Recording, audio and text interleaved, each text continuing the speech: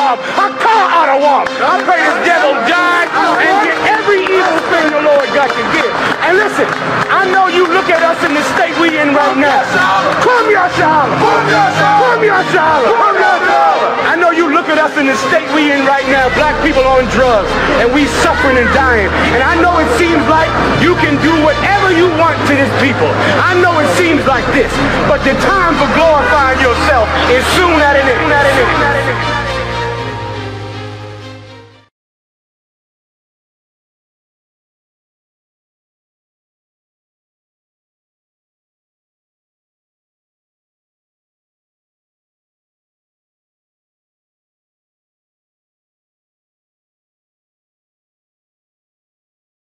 In monogamy, when we go through the history of Roman culture, they teach you that if you do get a woman and you desire another woman, what do you have to do? Anybody know?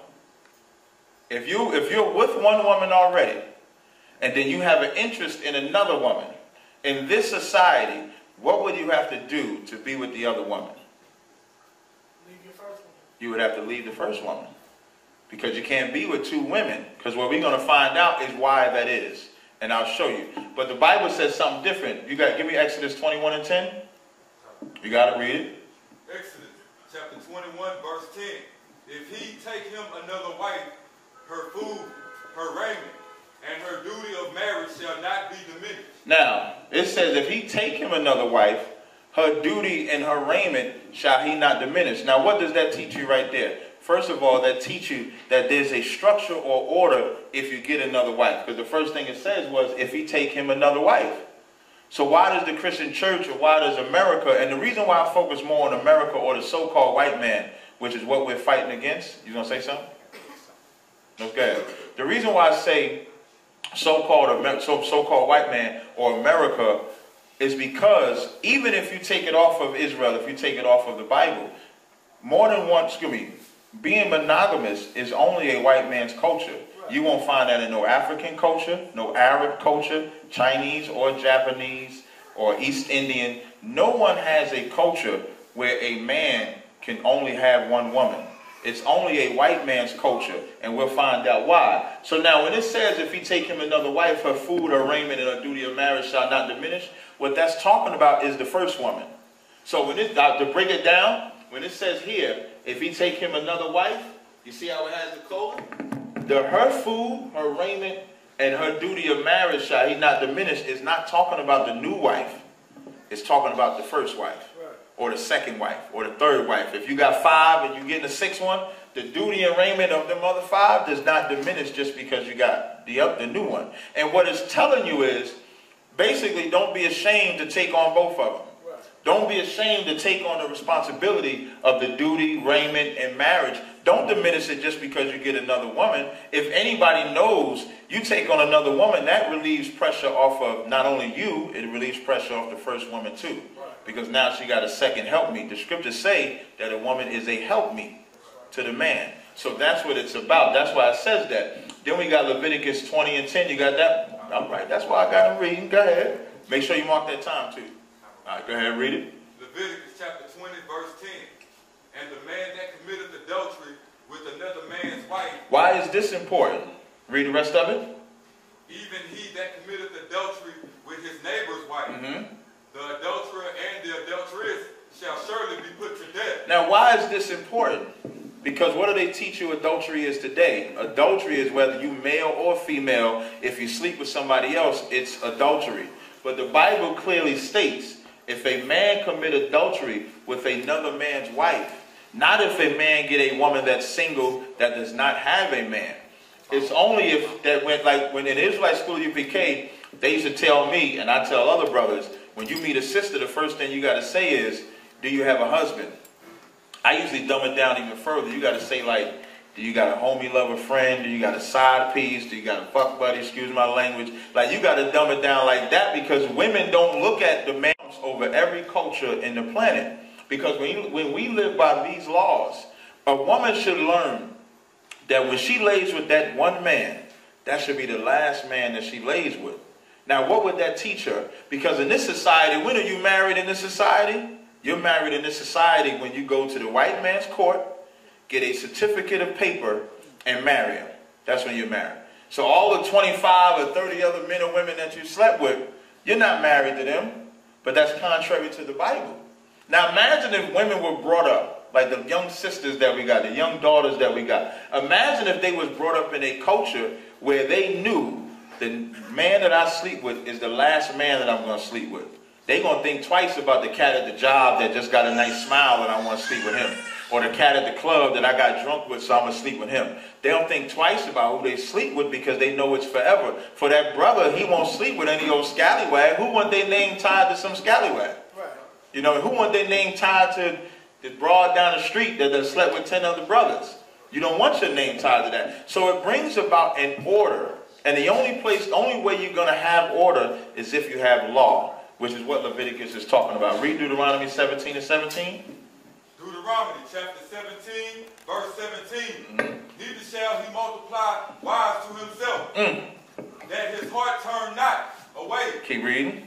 Neither shall he greatly multiply to himself silver and gold. Now a lot of people read this scripture. Anybody that's against the norm of Israel, which is more than one wife, they use this scripture to say, see, he shall not multiply wives unto himself. But then they stop it right there. So they'll read, neither shall he multiply wives to himself, and then they stop. Not understanding what it's talking about. I'll explain. It says that his heart turned not away. Turned not away from what? Serving the Most High. The prime example of that, of course, is Solomon in the Bible. Everybody knows Solomon had 1,000 wives. 700 wives, 300 concubines. When he got with them concubines, first of all, the mistake that he made, number one, was getting with women of another nation. He started getting with them white women, them African women, and so forth. And what happens? Like Deuteronomy, the 7th chapter, when we say we don't sleep with no white women, no African women, or Chinese, or East Indians, and stuff like that, it ain't never based on how they look. It ain't never based on if they got big breasts, a cute smile, a nice chest, or whatever the case may be. The reason is Deuteronomy, the 7th chapter, tells you they would turn you away from following me. So we're not supposed to give our daughters to their sons, nor take their daughters to our sons, because they'll make us serve other gods. What did Solomon do? Turned his heart away from the Most High, which is what the scripture is talking about. If you need further proof, it says, neither shall he greatly multiply to himself silver and gold. Because what else can you chase after that would turn your heart away from the Most High? Money. Like they call it silver gold in the Bible, but we would call it money today. People will sell their souls for money. So you're not supposed to multiply money. And that don't mean you can't get rich. At one time, Solomon was rich. One time, until Christ came, Solomon was the wisest man on the planet. It wasn't until he turned away from the Most High that he lost it. You may have to adjust the bandwidth. Okay, no sweat. You can just do it. You ain't got to tell me. You can just do it.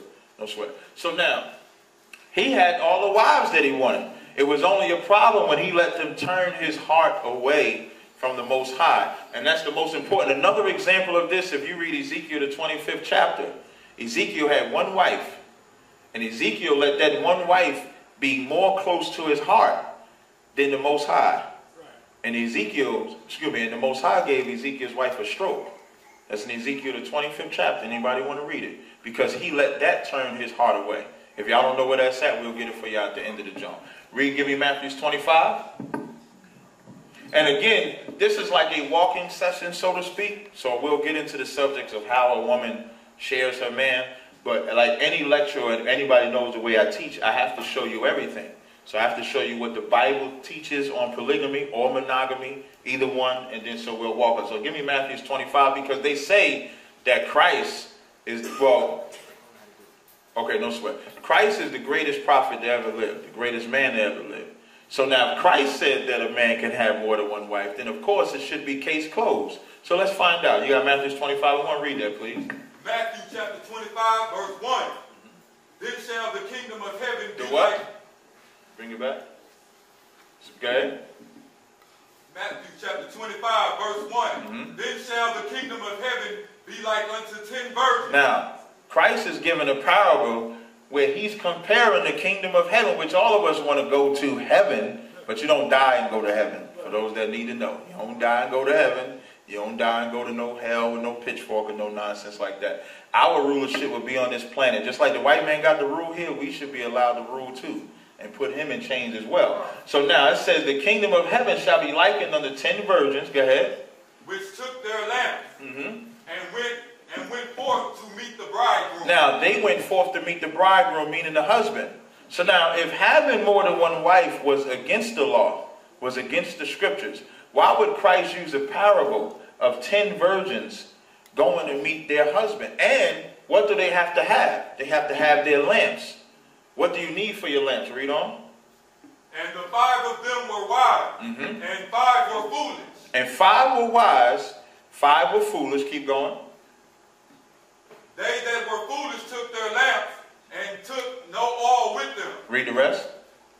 But the wise took oil in their vessels with their lamps. So now the ones that were wise had the oil in their lamps. The ones that were unwise did not have the oil in their lamps. Now, in this parable, Christ is comparing us to the ones searching for the kingdom. For us, the ones fighting for the kingdom. So now, in this parable, how do you have that oil in your lamp? Anybody know? How do you have the oil in your lamp in this parable? If y'all don't know, that's fine. I thought it was scholars in here. I thought it was brothers that knew the Bible. Through working. Through what? Work. So you got to earn that husband, so to speak. Like you got to, the way you earn that, the way you get that oil is by the work that you put in. So when he's comparing it to the virgins that got the oil in their lamp, what do they have? What are they doing? Anybody want to answer? Nobody? Huh? No, now I'm talking about the actual women. For the women, it's a car. Virtue. Okay, but give me a little bit more. Don't make it too Christian on me. Okay. They're working. They working to do what? Get a man. Damn right. They working to get that man. Now, are they working to get a different man? Those 5 ones that got the oil in their lamp, are they working to get 5 different men? What are they working for? Bridegroom. They working to get one man. So now why would Yahushua use that power? Now the ones that ain't got no oil, what they working for? Nothing. And they'll be lonely. And they won't get the man. Because they probably, now the reason why they probably ain't working for that oil, because what do they want? They own man. When Yahushua said it's better for them to work for that one man. Like when we get in the scriptures, Isaiah 4:1, when it says 7 women shall lay hold of one man. So now, if Yahushua can use that parable, why do we get flack for it? Because they get the flack for that is, like, if you're for monogamy, then you're for Caesar Borgia being Jesus Christ. You're for Christmas, you're for Halloween, you're for Thanksgiving, you're for everything American, because that's only in America. Go to the next slide for me. Go ahead. So now we're going to go into, where does the idea of monogamy come from? Keep going. There was never a law of monogamy before the Roman Empire. As you read from this slide, it says the earliest unequivocal documentation originates from the archaic Greek and early Roman periods.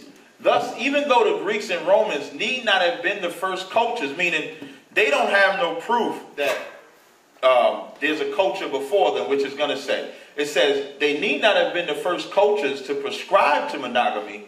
These are the earliest securely attested cases, and moreover, establish a paradigm for subsequent periods that eventually attain global dominance. In this sense, the Greco-Roman monogamy may well be the single most important phenomenon of ancient history that has remained widely unrecognized. You got the scripture? Okay, read that. That's my man. That's why I picked them to read. Isaiah chapter 29, verse 16. Verse 16. Surely the turning of things upside down shall be esteemed as the potter's clay. Let me tell you something. Isaiah prophesied this. Romans, the 9th chapter, prophesied this. When it says, surely your turning of things upside down shall be esteemed as potter's clay, because as Israelites, we never lived by this. And you're going to find out when we go further, the early Christianity, if you want to use that term, they never lived by this. This is purely a Roman culture. That's why Romans, the 18th chapter, the 4th verse, when it says, come out of her, my people, grab that for me real fast, Romans 18:4. When Romans 18:4, you got a lot of people think when they see that scripture, you got to run, flee America. Salakia. Say again?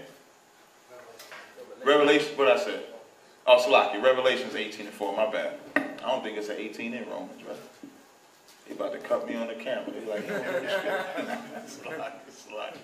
But like, you got a lot of people when they read that verse, they think that you got to leave America, as if you ain't gonna find Babylon in Afghanistan, and you ain't gonna find Babylon in Russia. You got it? Read that scripture, please. Revelation chapter 18, verse 4. And I heard another voice from heaven saying, "Come out of her, my people, that ye do what? Say it again. What does it say? Come out of her, my people." It says, "Come out of her, my people." Why is it saying, "Come out of her, my people"? It ain't saying leave America and go somewhere else, because the earth is a lawless society, because they follow after the so-called white man. When it's saying, "Come out of her, my people," before we came into the truth, we was all filthy and disgusting. I don't care how, if you wasn't a murderer, you was looked at as a murderer to the Most High. If you wasn't a fornicator, you was looked at as a fornicator to the Most High. We were all filthy and disgusting creatures. So now, how do you come out of her? You find out the evil that you was doing, what was wrong according to the Most High, and you correct yourself. That's how you come out of her, my people, and you be what? What did Christ say in John the 3rd chapter? Ye must be born again. So the born again, and even Nicodemus and them didn't understand it when he said it, because they thought they had to go back in their mother's stomach. It was spiritual what Yahweh Shah was talking about. What he was saying was, you have to be born again, meaning you got to be a new person, meaning whatever you did 20 years ago is now wiped clean. But you can't go back to that lifestyle. So that's what it means when it says, "Come out of her, my people." So now, where does the idea of monogamy come from? First, you have Julian law.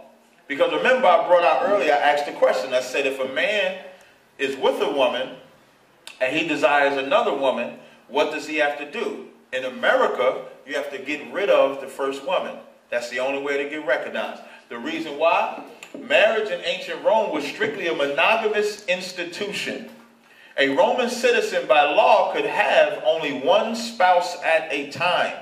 That's why in Revelations, when they say that wound that was healed, when you read about them dragons and seven heads, them 10 horns, I got that right? No sweat. No sweat. And they wounded him, and one was wounded and it was healed. That's spiritually, because Rome at one time fell. Rome fell, and when Rome fell, was split.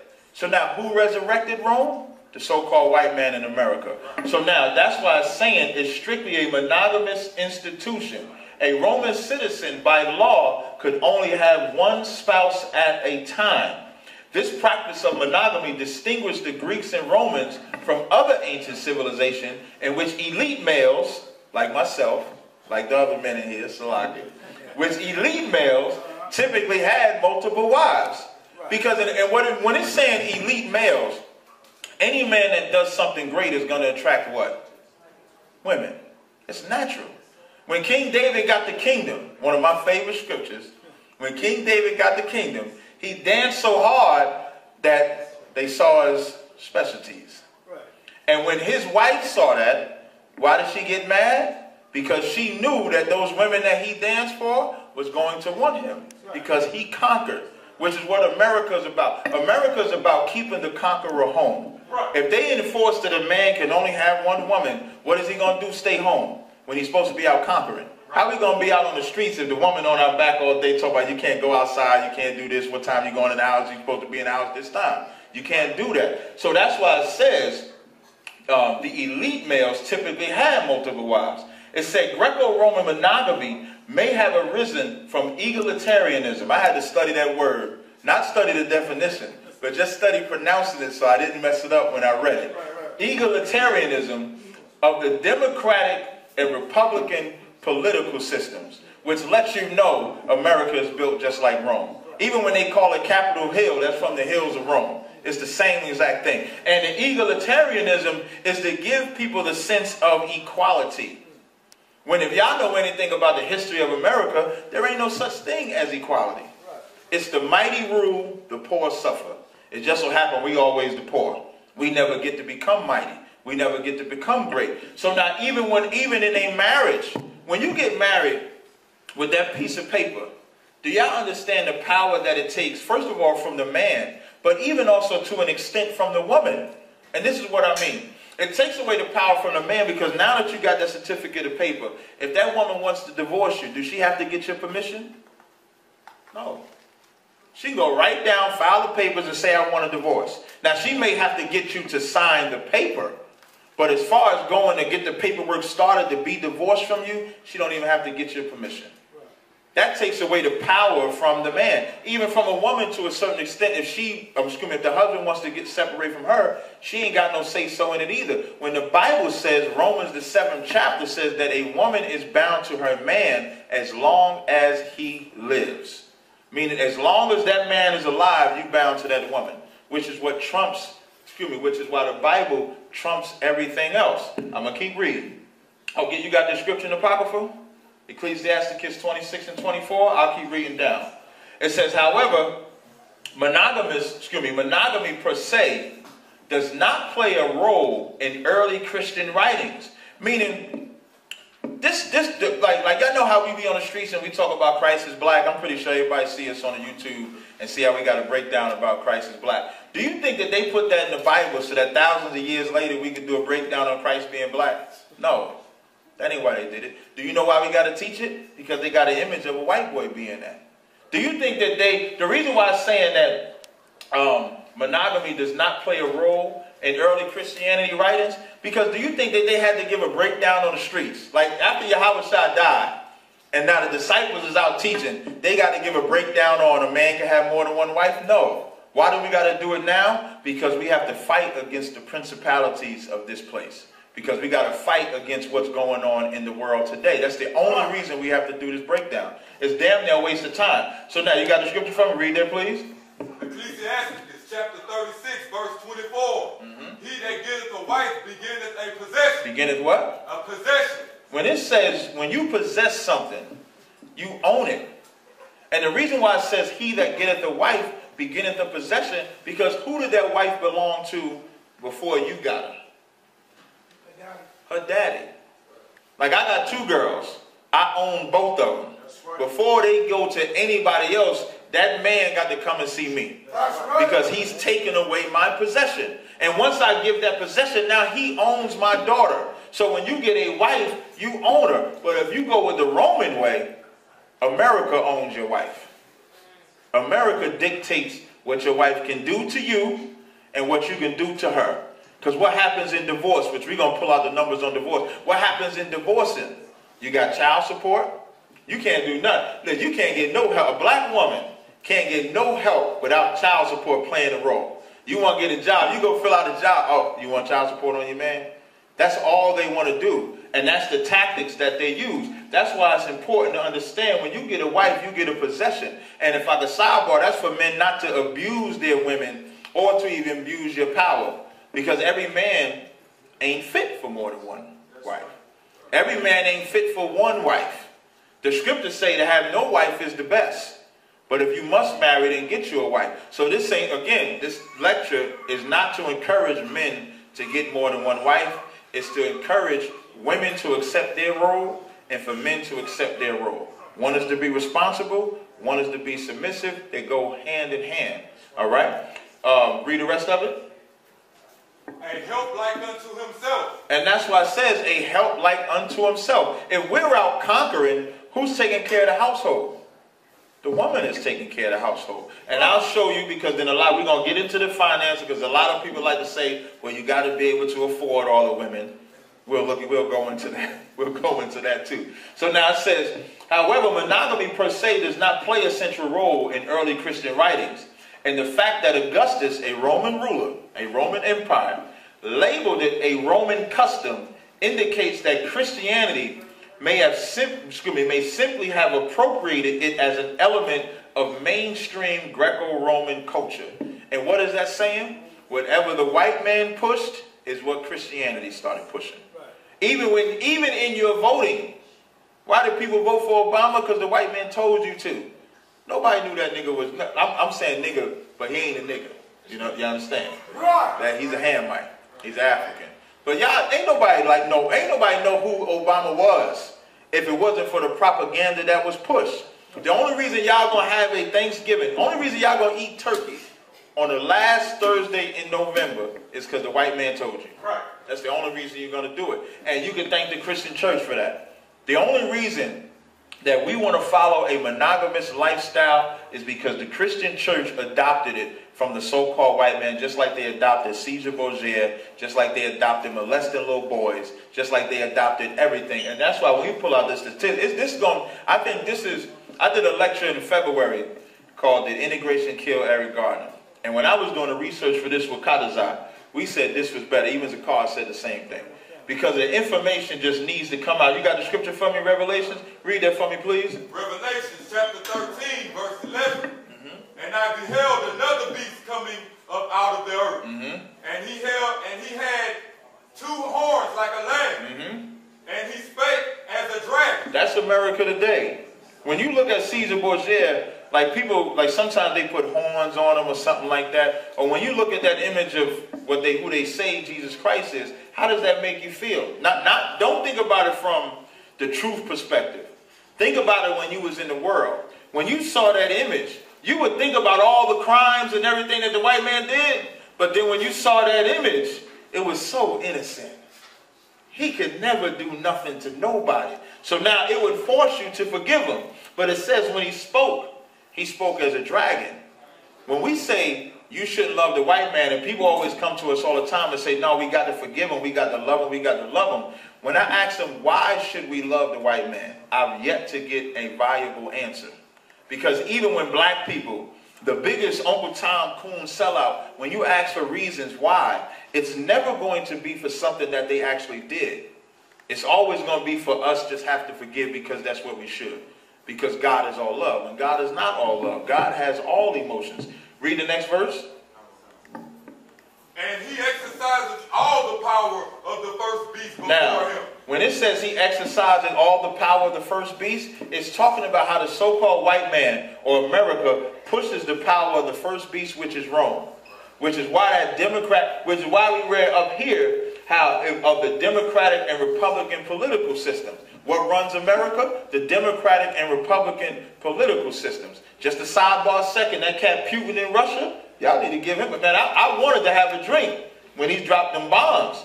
Because what did he say was the problem? The Democratic and Republican systems.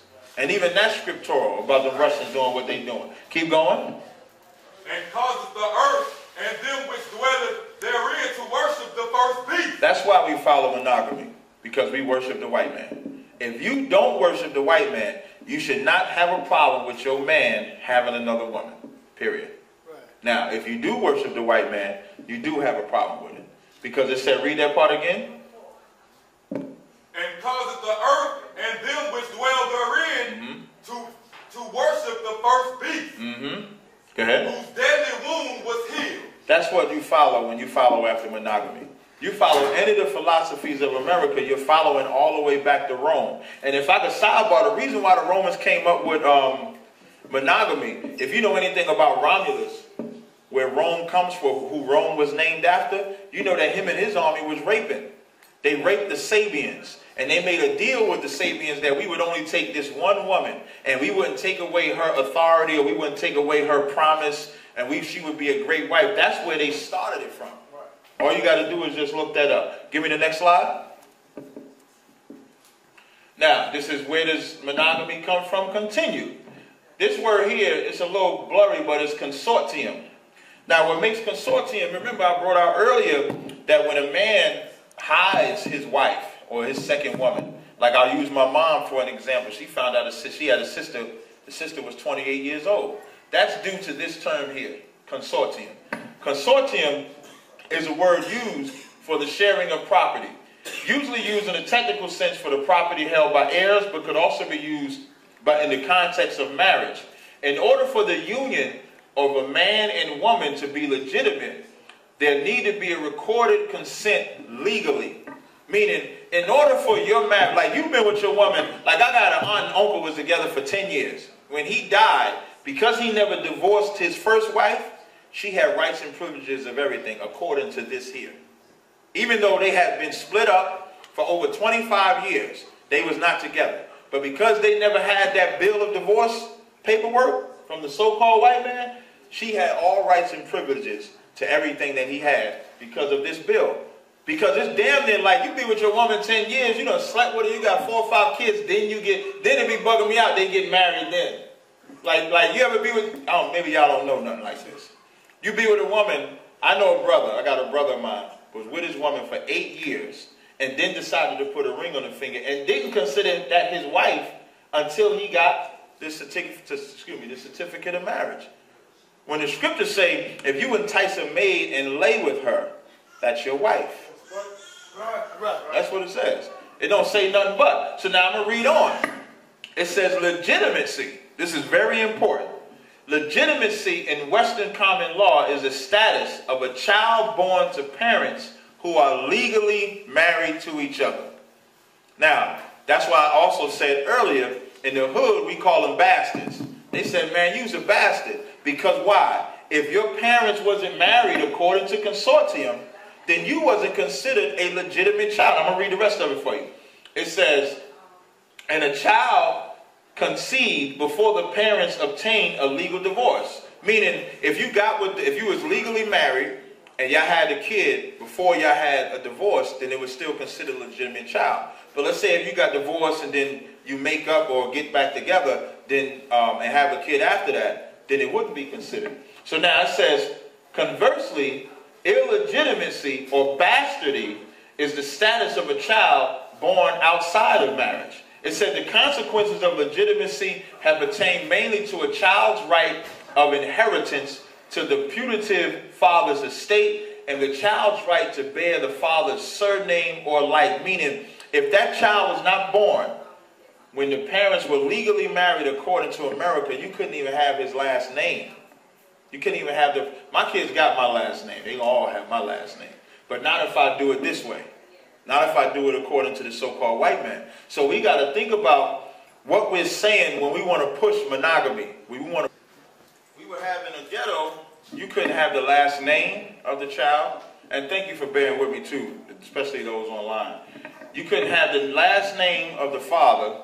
You had no inherited rights. So if you had, and that was something heavy too, like and then the mothers, and then the saddest part about it is, and this goes back to sharing your man, instead of the women looking at the child as a child of that father, so I'm not going to hate him, they would hate him anyway. And say, well, that ain't really the father, that ain't really the child is over here. Now what does the Bible say about that? Give me Deuteronomy 21 and 15.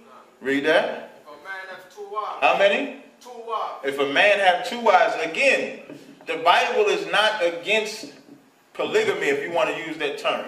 The Bible is not against a man. It actually has more rules for dealing with multiple wives than it has for not. Right. So now it says, if a man have 2 wives, go ahead. One beloved and another hated. A one beloved, meaning one you get along with, one you wish, one you didn't get along with. I'll just leave it like that. Like, let's say if you got 2 wives, one beloved, and then one that you hate. Go ahead.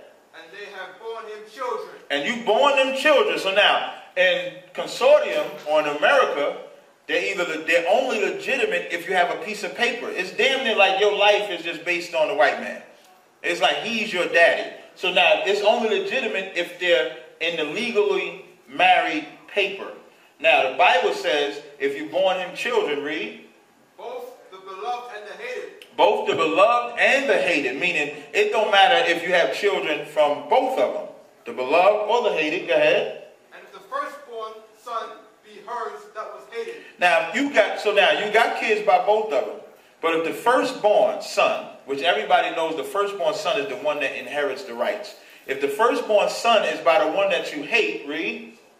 Then it shall be, when he maketh his sons to inherit that which he hath, that he may not make the son of the beloved firstborn before the son of the So now what does that present? It presents order. So it's not like you can't even choose. Because the Lord said, because what will happen is because you hate the woman, you're going to hate the children too. So now, what the Bible is saying that whoever that firstborn comes from, that's where it comes from. It don't say where it got to be legitimate or illegitimate or nothing like that. But in America, that's what they make you do. Read verse 17 for me. But he shall acknowledge the son of the hated. Basically, you acknowledge, and I'm going to tell you, for the brothers, I'm going to tell you something. If you having children, if you live in this type of scenario, and I'm going to reverse it just for this sake. You got your main woman, and then you got your woman on the side that you hide. You actually hate her if you don't bring her to the forefront. You actually hate that woman if you want to hide her. She can't come to no festivals. She can't go to no cookouts. She can't go to no family gatherings because you're hiding her. You actually hate her, and you should not hate her. If you're going to lay with that woman, be proud of that woman. Just like if you lay with that man, be proud of that man. You should not hide it. Give me the next slide. Now we're going to go into some divorce statistics. Because remember, Exodus 21:10 says that if you get another wife, the duty and raiment of her marriage shall not diminish, meaning you don't get rid of the first wife. But in America, they say if you want a woman, that's okay. If you want another woman, rather, that's okay. If you want another man, that's okay, but you got to get divorced. Look at the statistics. It says most people already know that around 50% of marriages in the United States end in divorce. The number is similarly high in many other developed nations. Now, here's the sad part about it. When you break down the number of marriages, 41% of the first marriages end because they want to get with someone else. Now, you would think, being that they divorced from the first marriage, when they get to the second one, that's the one they're going to get right, Akad. That's the one they're going to get right. But it say right here, 60% of the second marriage also end in divorce. So they go get married again. They say, nah, I'm going to get it right, the third time's the charm. And then it goes higher, 73% of the third marriage end in divorce. All because, now imagine if he just kept all three. Imagine if he just kept all three. Why you can't have 3? Why you can't have 7? Why you can't have 20? How many you got, Cod? I thought you were going to say more. But why you can't, like, what is wrong with that? Because then this would be null and void. Like, you cannot divorce a woman. There's only 2 types of divorce that can happen biblically. One is if the woman commits adultery. 2 is if the male or female leaves you because of the truth. Outside of that, there is no separation between that man and that woman. You can't, and the sad part about it is, whenever a man and a woman get together, you know what the countdown is? The first argument. When are we going to have the first argument? After you have the first argument, what's the next countdown? When are we going to get divorced? And what happens is, because you have that option of divorce on the table, is why you're consistently thinking, well, I don't have to be with him. And don't let your girlfriends, or especially them women, good night. If I give any advice to sisters, don't talk to other women about your relationship. It'll save your relationship. Because women hate other women. Y'all want to know why they can't share a man? It ain't got nothing to do with it being a man. Let them ask for their favorite pair of shoes. They ain't sharing that. A dress, they ain't sharing it. 2 women couldn't walk in here with the same dress on without evil eyes being spread amongst them. So women have a selfishness problem altogether. So now, imagine if they just stayed together. It wouldn't be that such a big a deal. But because divorce is an option, once you allow that spirit to take hold, now every time y'all argue, well, I ain't got to be here, well, to leave then. Now imagine if you did not have the option of divorce. You would have to make that relationship work. You would have to say, okay, I was wrong here, you was right. You was right, I was wrong. You would have to come together in the one flesh, one accord, like the Most High said to do so, which was from the beginning. Next slide. Some more divorce facts. When Tazaryach showed me this here, I damn near didn't believe it. It says in America, there's one divorce approximately every 36 seconds. There's divorce in America. But but y'all want to live, like they want to live according to American society. But as far as I know, it's hard to get rid of a woman in Israel. It's hard to get rid of a man in Israel. Usually for me, the women leave on their own because they're too weak. You understand? But it's never something where we out there plotting to get divorced from no women to get separate. And listen, women can be something else. Women know women. They can be crazy as hell. Brothers can be crazy. But we know that you have to stick it out. So now they said that's nearly 2,400. I thought these was abortion numbers. It said that's nearly 2,400 divorces per day. 16,800 divorces per week. And almost 1 million divorces a year. But monogamy is the way we should go. That's the way we should go? I'm going to keep reading. It says the average length of a marriage that ends in divorce is 8 years. People wait an average of 3 years after divorce to remarry, if at all. And then it says 79% 79.6% of custodial mothers receive a support award, while only 29.6% of custodial fathers receive it. Y'all know what that is, right? Custodial. That's another word of child support, alimony. Because, of course, if a black woman separates from her man, she's getting all the child support she needs, and the brother's usually where? Where's the brother usually at?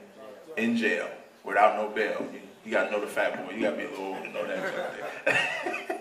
Then it says 46.9% of non-custodial mothers totally default on support.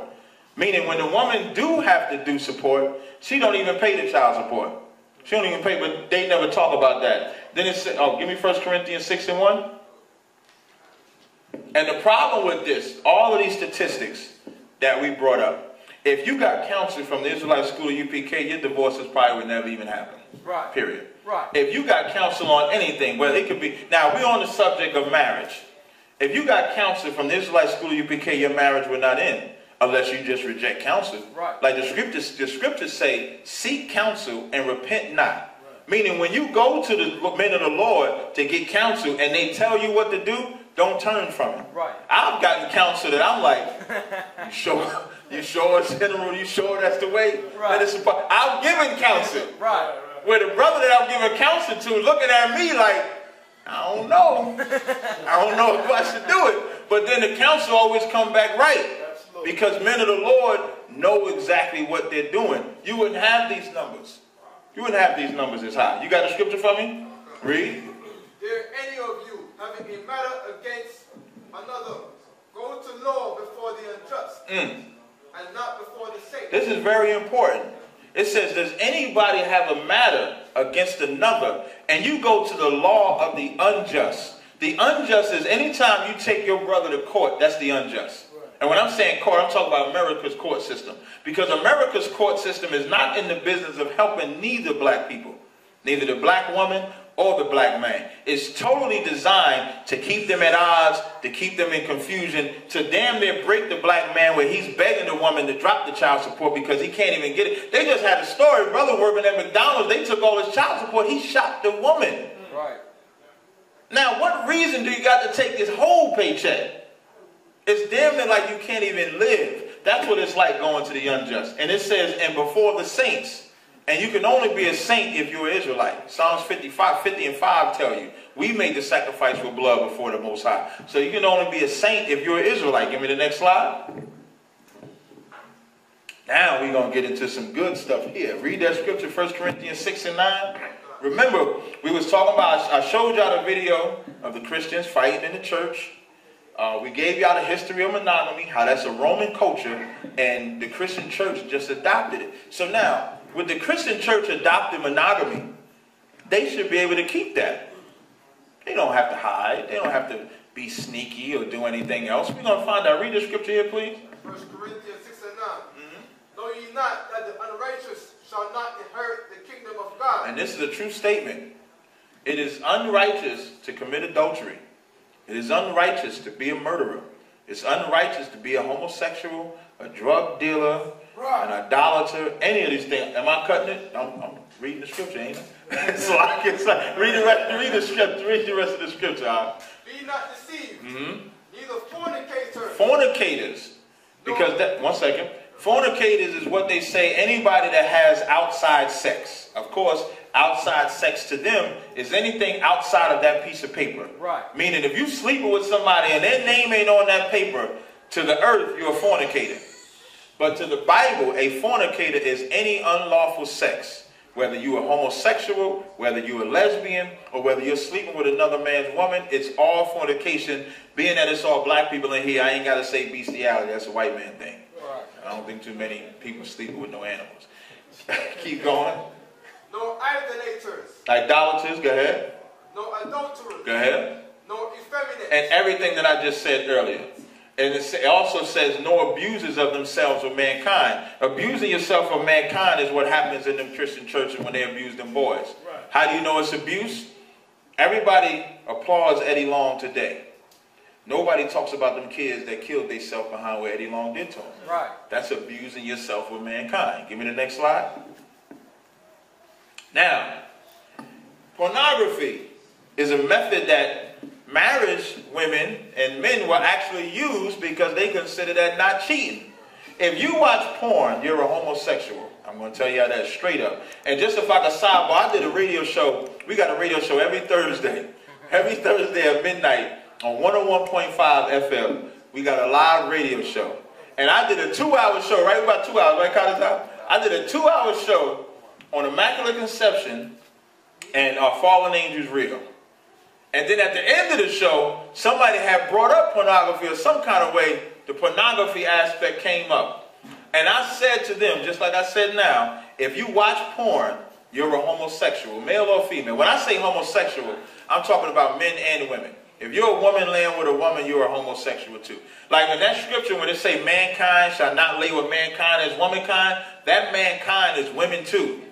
You know what I mean? For all them lesbians that think they can find a space up in there, that mankind, you cannot lay with another woman, period. So now, at the end of the show, on my Facebook page, somebody, out of everything that I taught on the class, somebody put on there, I watch a little porn, but I ain't no homo though.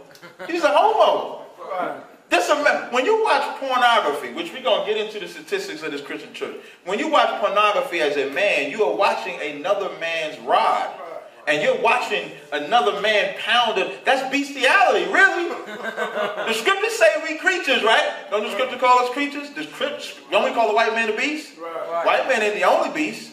Chinese are beasts, Arabs are beasts, Africans are, all of these nations are beasts. It's just that the white man is the major beast that we talk about. Right. So when you watch pornography, it's damn near bestiality. When you're watching it, even for women, what you do? Why would you want to look at what happens? Like okay, I would watch myself sloppy.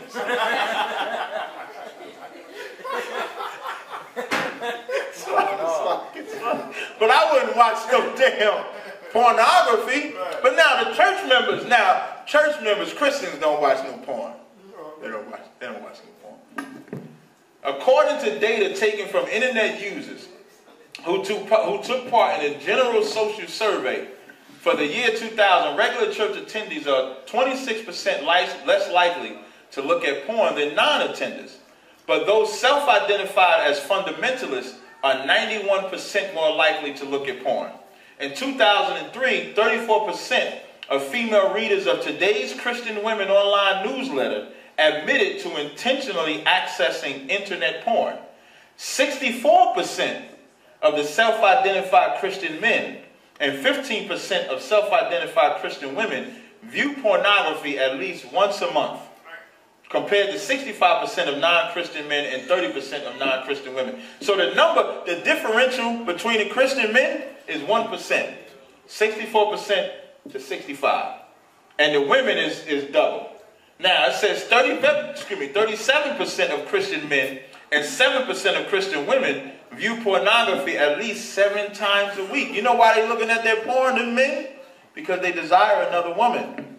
But because they live in America where you can't, they have to do what? They have to hide it. And that's what I was talking about earlier. What monogamy does is it puts men in a closet. And what men do, because they have a desire to be with other women, and again, this ain't all men. So some men going to say, well, I ain't never watched porn a day in my life. I'm not talking about you. You got some men that says, I'm content with only one woman. That's fine too. Like we don't have you don't come into the Israelite school of UPK, and as soon as you walk in the door, we say, how many wives you got? Right. You only got one? Come on, brother, we going to fix that. We got a harrow in the back. You know what I'm saying? We don't say no nonsense like that. If you got one wife, man, love your one wife. Right. And if you got 5, love your 5. But you don't have to be in the closet about, because when you put them in the closet or put them in the box, they do 2 things. They watch porn, or they go to the strip club, or they go find some whore. Because what can they do with that whore? They can have sex with that whore, and then what? She ain't going to tell her wife, because you done paid her to leave. That's what you do. You paying her to leave and be quiet. And then what does that put that woman and the man at risk of? HIV and AIDS. Right. Or every other STDs. I've never had one a day of my life. Not one STD. Not one. Right. I don't know. For the brothers in Israelite School UPK, they ain't got no STDs either. Right. And damn near all of us got more than one woman. Period. So you can't even blame it on that. But you know what we ain't doing? We ain't watching porn. We're not homos in the UPK. Right. We don't watch porn. Like, that is the purpose. Like, Luke the 12th chapter says, "Well, give me the next slide before I say that. Give me the next slide, please." This is just some more on the Christian members. It says 39% of Christian men and 13% of Christian women say they believe their use of pornography is excessive. Meaning they got an addiction to it. And then it says 21% of Christian men and 2% of Christian women say they think that they might be addicted to pornography or aren't sure if they are. Go to the next slide. I want to get to the Luke 12:1 says, "Beware of the leaven of the Pharisees." Meaning when Christ was speaking to the people, it was so many people that they trove on one another. And Christ said, first of all, beware of the leaven of the Pharisees, which is hypocrisy. Right. The pastors are the most hypocritical bastards on the face of the planet next to the so-called white man. It's like Satan, Christianity, Islam, and everything else. That's why we don't battle like other ideologies as much as we battle the so-called white man, Christianity, and Islam, because that's what have our people trapped the most. So now, in August of 2000, Christianity Today conducted an exclusive survey of readership, both lately and clergy, on the issue of internet pornography. It says in August of 99, 11% of the calls received on Focus on the Family's pastoral care line were about pastors and online porn. Yeah, the pastors watch it too. 1 year later, in August of 2000, online porn worries prompted 20% of the calls. 33% of clergy say they have visited sexually explicit websites. Now, what's the pastors doing that? Wow. As pastors, let me tell you something. As priests and prophets of the Lord, we thrive on not being hypocrites. Right. And what I mean by thrive on not being hypocrites, we're looked at by everybody. Right. Even by people that we don't think is watching us. Right. So now, if we do something unlawful, you know what happens? We get vilified. We get vilified for the truth itself. What we tell about the truth of the Bible, we get vilified for. So we make sure that we don't become hypocrites. That's what the pastors are.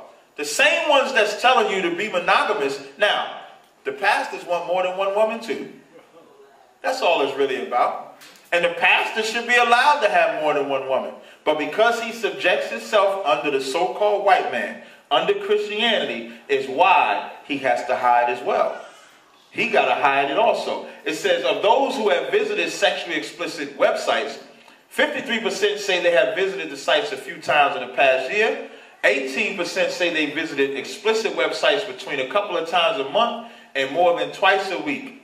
Among the clergy who use internet porn, 30% do not talk to anyone about their behavior. I'm going to tell you, that's probably 100%. Give me the next slide. You think the pastor run around, yeah, I don't know the name of the websites. And y'all know about you, you know what I mean? Please don't. I'm just messing with you, brother. He don't watch no porn, I'm just messing. Anybody know how I teach, I do that. So now, this is among pastors included. It says in 2000, a survey of 564 pastors showed 51% of the pastors say internet pornography is a possible temptation. 43% of the pastors say they have visited a pornographic site. I'm going to skim down just for time's sake because I think y'all get the point. It says 75% of pastors said they do not make themselves accountable to anyone for their internet use. Do y'all know what they're saying? If any... Okay. Basically, you're not really recommended for what you do online. Online. Now, y'all, anything else do pastors say that they're not responsible or accountable for? The law. Okay, I want something specific though. Anything else? You might have to know a little history. When they put that sign up on in Times Square and said the most dangerous place for a black baby is the mother's stomach, who made them take it down? Anybody know? Al Sharpton made them take it down. And you know what he said? Although I am a pastor and I know that it's against the law to murder, I cannot interfere with a woman's right to choose. Then why is he even a pastor? If you can't make, if we find out somebody watching porn, counsel, like we would shut this down right now. And counsel would have to happen because you cannot be a hypocrite. And if we didn't say nothing about what they're doing wrong, we would be just as guilty. One of them just got busted in a prostitution ring. Good night. Who? The one they caught him on video. He was like, I'm a pastor. Oh, yeah, there's a video. Now, I was trying to find that on YouTube. It was a prostitution ring. The pastor come in. He's sitting on he getting all comfortable. He on the bed. And the sisters are set up. She get in there. So she go into, like, they got like them double rooms in the hotel. Kyle, you've been in a hotel before. So they got the double rooms. Right? So they slide him over there. And when they go in there, the cops is over there. So they sitting there waiting and plotting, and when they run out there, what he start doing? Please don't arrest me, don't arrest me, take me to jail. I wasn't going to sleep with him. I wasn't going to do nothing with it. Now he ashamed. That's the pastor, that's the Christian leadership. And they're the ones that tell you a man can only have one woman. And don't let me get started if they counseling your woman. Good Lord. They get to counseling your woman, you know what happened next. She divorcing you, and she's the preacher's wife. Give me the next slide out. Give me the next slide. So now we're going to go through some more terms in the biblical law concerning marriage. This is the Mosaic law. There are no laws which forbid a man from having multiple wives. There are, however, laws governing a marriage once a man has multiple wives unto himself. You got Romans 4 and 15? Go ahead. Romans 4:15. Because the law worketh wrath. For where no law is, there is no transgression.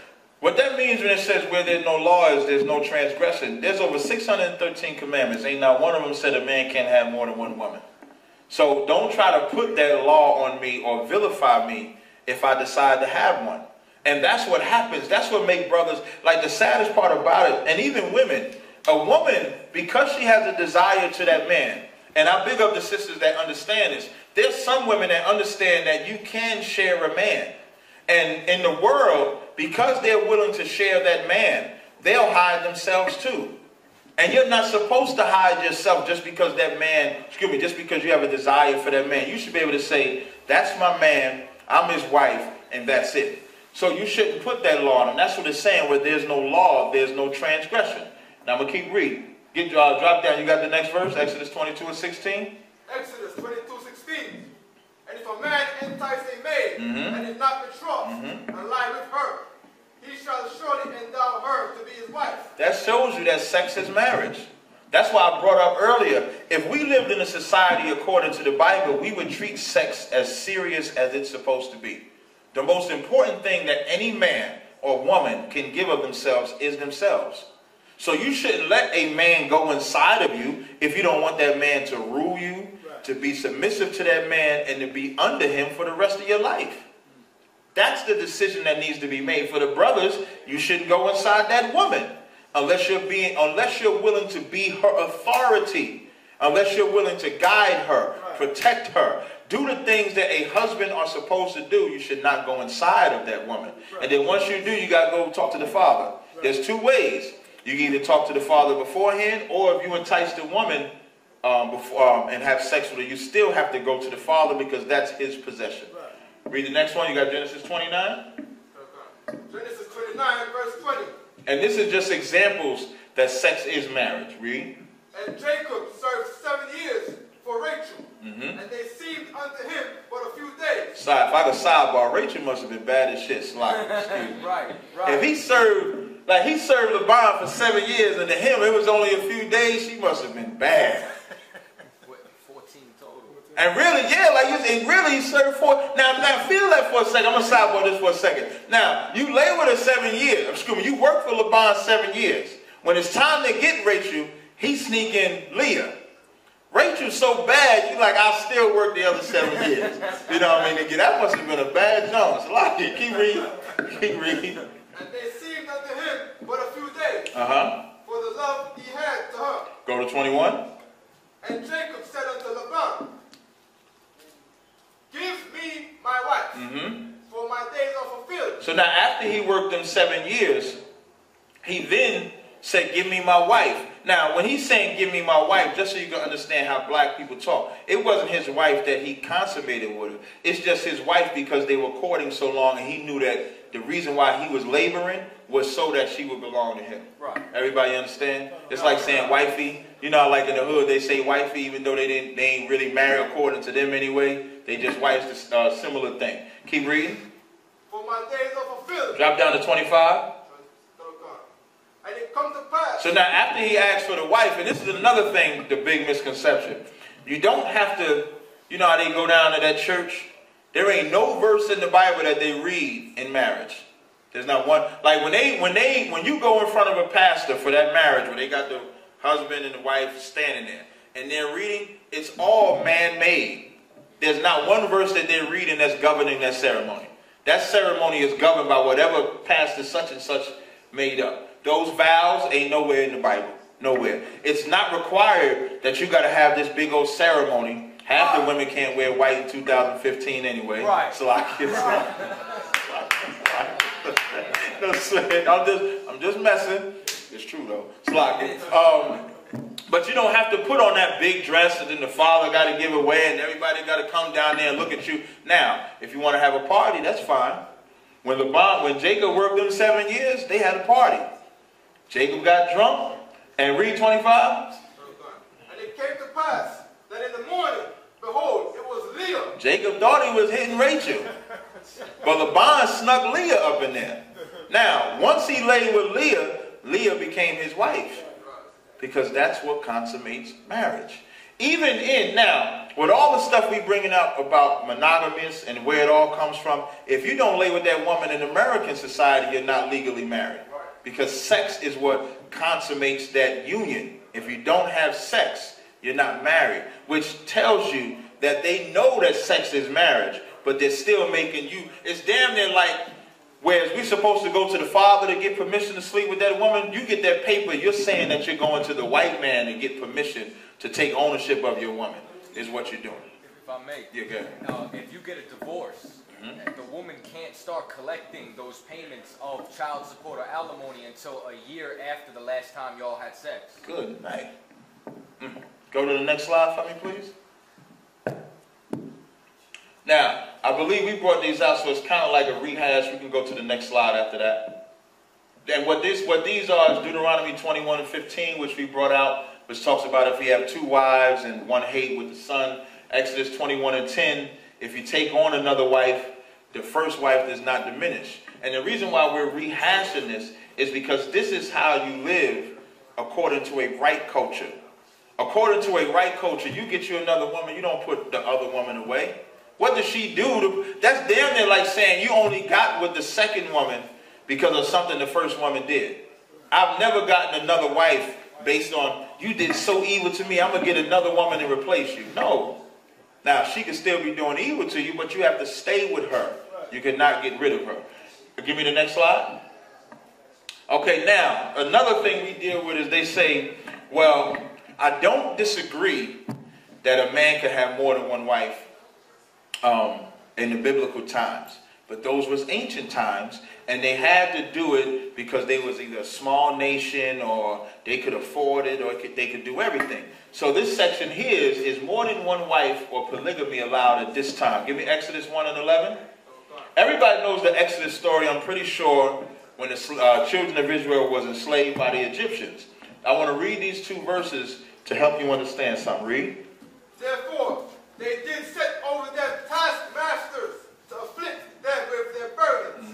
And they built for Pharaoh treasure cities, Python and Ramses. So now if you know the story, Israel was getting big. The Egyptians saw them getting great and said if Israel get great, they'll be able to overthrow us. That's why it says they put taskmasters over them, afflicted them with burdens. Similar to what we went through in America, still going through. Like slavery is not over in America. So they afflicted them. Read verse 12. But the more they afflicted them, the more they multiplied and grew. The more they what? Multiplied and grew. Why did they multiply and grow? They didn't go through slavery and then say now, well, we can't have more than one wife because it's we can't afford it or we can't do anything. You're not going to take black people and tell them that they cannot be social. Right. And what I mean by social, there's nobody more social than us. Don't nobody party like us, celebrate like us, dress like us, style like us. The problem today is that we're taking the most social people and just let them run loose in the street. You ever heard that song Freaks Come Out at Night by Houdini? That's black people 24/7 because there's nothing governing them. That's why it's saying the more they afflicted them, the more they multiplied and grew. Because black people are going to have sex.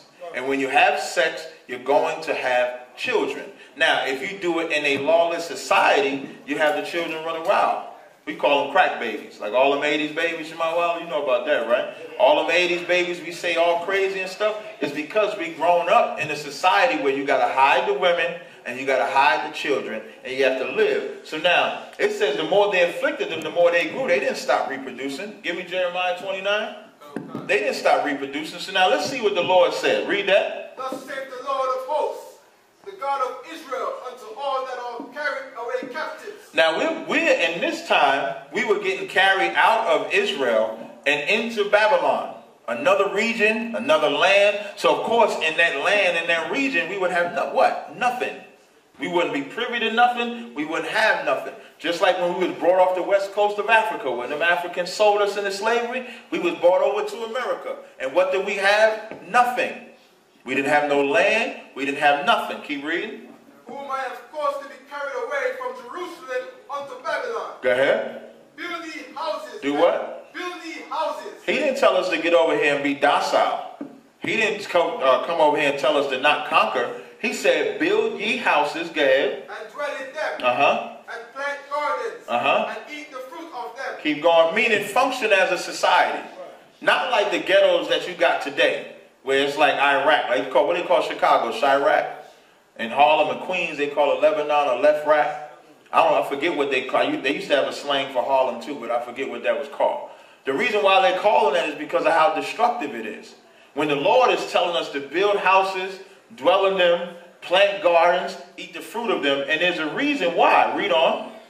Take ye wives. Do what? Take ye wives. It didn't say don't marry. It didn't say, and let me tell you, no, keep reading, I'm sorry. And beget sons and daughters. And take wives for your sons. And give your daughters to husbands. Go ahead. That they may bear sons and daughters. Now would the Most High say in the captivity to build houses, take wives, give your sons to wives, give your daughters to husbands? Why would he say that? Read. That ye may be increased there. Not decrease. Not that we would diminish, because what has been the attack? The attack in Israel was, the attack in Egypt was what? To diminish us. That's why they was killing the sons. Because the son is the one that carried the seed. In America, are they not trying to diminish us? What do you think Planned Parenthood is? And a lot of them abortions is due to what? Because they can't share their man. Because they can't have more than one woman. So when the woman get pregnant, you're going to mess up my life. I got my family over here. I got the $300 though. And so what we do is kill off our own seed. When the Lord is saying to take wives, to give your daughters up, so that we may be increased there. And that we will not be diminished. So give me the next slide. So anybody saying that we can't do this in this captivity, it's more reason why we should. Right. We should have like Isaiah 4:1 say 7 women to 1 man. We should have 7. That's 7 women. You put them in the proper order. It's damn near like having a basketball team with a 6th man and another one on the slide. So it's damn near, but in a proper context, it would be done in a righteous order. And then what would happen? Imagine if all of them kids out there had the fathers that was in the homes, had the women that was in the homes. But the reason being is because we spending more time hiding the fact that I want more than one. And the women are spending too much time cackling with each other, which we're going to get into in a second. So now it says, so how does a woman deal with sharing her man? Because this is I guess would be a tough subject for some women, because your whole life you've been taught to just one man, one woman, and so forth like that, which when we get in the scriptures, it's the older women's fault. The older women are supposed to be teaching their young women and raising them up. Raising them up how? According to the scriptures, not according to your own personal opinion, which is why it's hard for women to give wise counsel, because most counsel comes from their own personal opinion. So now I'm going to read this here. It says, one of the biggest fears women have of polygamy comes from a misunderstanding about the nature of love. Love is seen as something fertile which has to be shared between people. So if a man takes a second wife, it's assumed that he must love his first wife less because of it. And that's the first thing. I got a twin sister, right? And oh, she may not want me saying this. She might not be wise. Okay, I'm going to take it off. But I got a friend, right? I got a friend, right? And she said her husband wanted to have another woman, right? And the friend, now she's not in the truth. She's a Christian. You know, even though she's my sister, she chose not to be in the truth. Damn, I ain't talking about it. Okay, there's friends. So anyway, so what she said to me was that the first thing that struck her was this part. The part here where it says that if he takes on a second wife, it must be assumed that he loves the first wife less. And all it took for her was when he had the conversation with her, he said, no, I still love you the same. I just have a desire for this woman. And she said that once she understood that he didn't love her any less, and really what he also said too, in his actions, he didn't treat her any less. Like he didn't treat her differently. He didn't try to disrespect her or do anything like that. What he did was loved her the same, even though he had the other woman. And that helped her learn how to share the man, so much so the way he felt uncomfortable. Which kind of bugged me out, because I would want a woman like that. You let me find one that ain't got no problem. Right, Tazaryach? Now, it says, the truth is that love is infinite and does not need to be shared between people, just as when a mother has a second child, which is very important. It said, just as when a mother has a second child, she still loves the first child, because that sharing your man syndrome is just what children go through. Imagine that only child 10 years old, he been the only child, or she been the only child, and then another kid comes into the picture. What happens?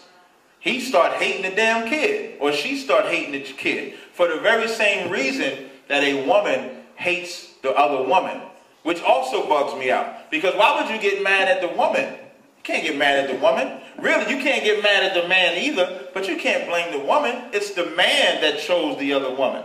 The relationship is not between, this is another misnomer. In polygamy, because y'all watch Big Love, what they had to show, Big Love on HBO? Big Love on HBO, where the man got the mansion, and he got the one wife on this side of the house, the other wife on they drawing straws, who gonna sleep with him this night, but they all in the same house. So when they hear the moaning and groaning, they want the moaning and groaning. You understand? It's not meant for everybody to be up in that house like that. Now, if you do it that way and it works, I'm not saying you can't, but it's not biblical. You couldn't tell me that that's in the Bible. I was searching. I've been planning for this lecture for about a month and a half. I did not find a scripture in the Bible that said they had to live together. I did see where Leah and Rachel made a deal to get Jacob. Leah got some mandrakes, gave them to Rachel, and got her husband for the night. I did see that, but I didn't see it nowhere else. So when it says, just as when a mother has a second child, he still loves the first child as much as ever. When a man takes a second wife, he still loves his first wife just as much. That's what a woman has to understand first. If you don't understand that, you'll have a battle forever. And well, we're going to deal with it. It's really going to come into, if you're really jealous of that other woman, which we're going to read a little later, it must be something in you that's making you jealous. What I mean is something that either you're jealous of that other woman of, or something that you feel you're lacking. And if you feel you're lacking in it, what should you do? What should you do if you lack it in anything? You should fix it. Right. If you think you lack it in love, give more love. If you think you lack it in cooking or cleaning, whatever the hell it is that you think you lack it in, you should increase in it. But you shouldn't feel like because he has this other woman, there's anything being done to you. Unless, now the only way I would say you should feel that way is if he's doing the opposite of Exodus 21:10. Like Exodus 21:10 say, you take on another wife, you don't diminish the first one. So if he's doing that, then you have a right to feel some kind of way. But if he's not, then you don't. We're not chauvinistic, contrary to popular belief. We're fair. All right? So now it says that men who choose polygamy do so because they truly want to love and protect 2 or more, or 3 or more, or 5 or more women. If he really didn't love the first, separating from her, then remarrying is much easier option. Wouldn't that make more sense? America already gives that option. So the fact that we're saying, I'm not going to leave you, I just desire this woman, but I'm still going to do everything that I did with you, shows that there's nothing wrong with you. That's why it says, if he didn't really love the first, separating from her, then remarrying is much easier option for him, both financially and emotionally, than having 2 wives. Like, why take on another burden? That's really what you're doing. If you take on that woman, when I say burden, of course, usually when we hear burden, we think of a problem. But a burden ain't always a problem. Burden is just work. Burden is just responsibility. So why take on an extra responsibility if I couldn't do it, if I couldn't handle it? All right? So now, give me Genesis 30:3. And she said, now, what you can find in the Bible of how women did share their man willingly.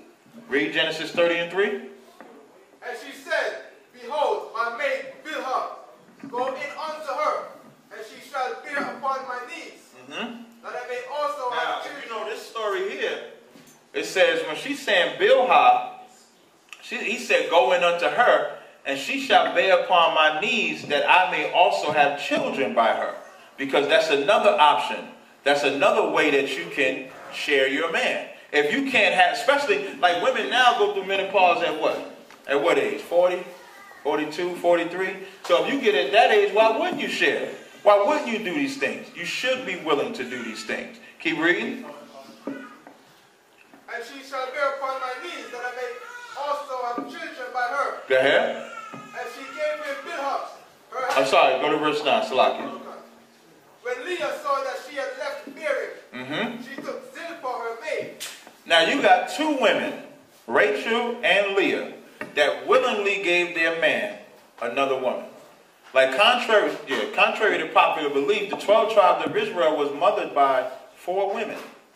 4 different women mothered them. You know why? Because they wasn't ashamed, which we're going to get into Peter's. Like everybody, when we talk about who they want to be in the Bible, Deborah is the woman that they want to be in the Bible. Because they call Deborah a prophetess. So, of course, a prophetess, she can go out and teach like us, Ashar, right? She can go out there, get on the street, start teaching and doing all that nonsense. No. The scriptures say if you're going to be like anybody, be like Sarah. And we'll get that scripture. Give me the next slide. Oh, this is my favorite part. All right, now. You got to slide it up. Hold on, what's the car? Help them slide that up because we got to get the sound. Y'all got to hear this because, of course, remember I said earlier that when you teach monogamy, it puts the man in the closet and it gives the woman reckless endangerment of power.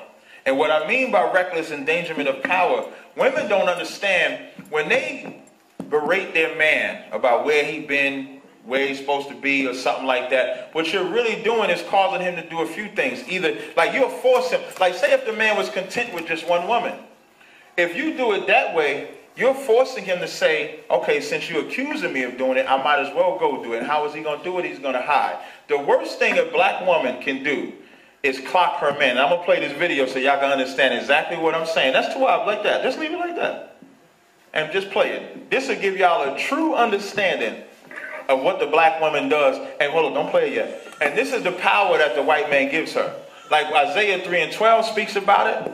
When it say children oppress you and women rule over thee.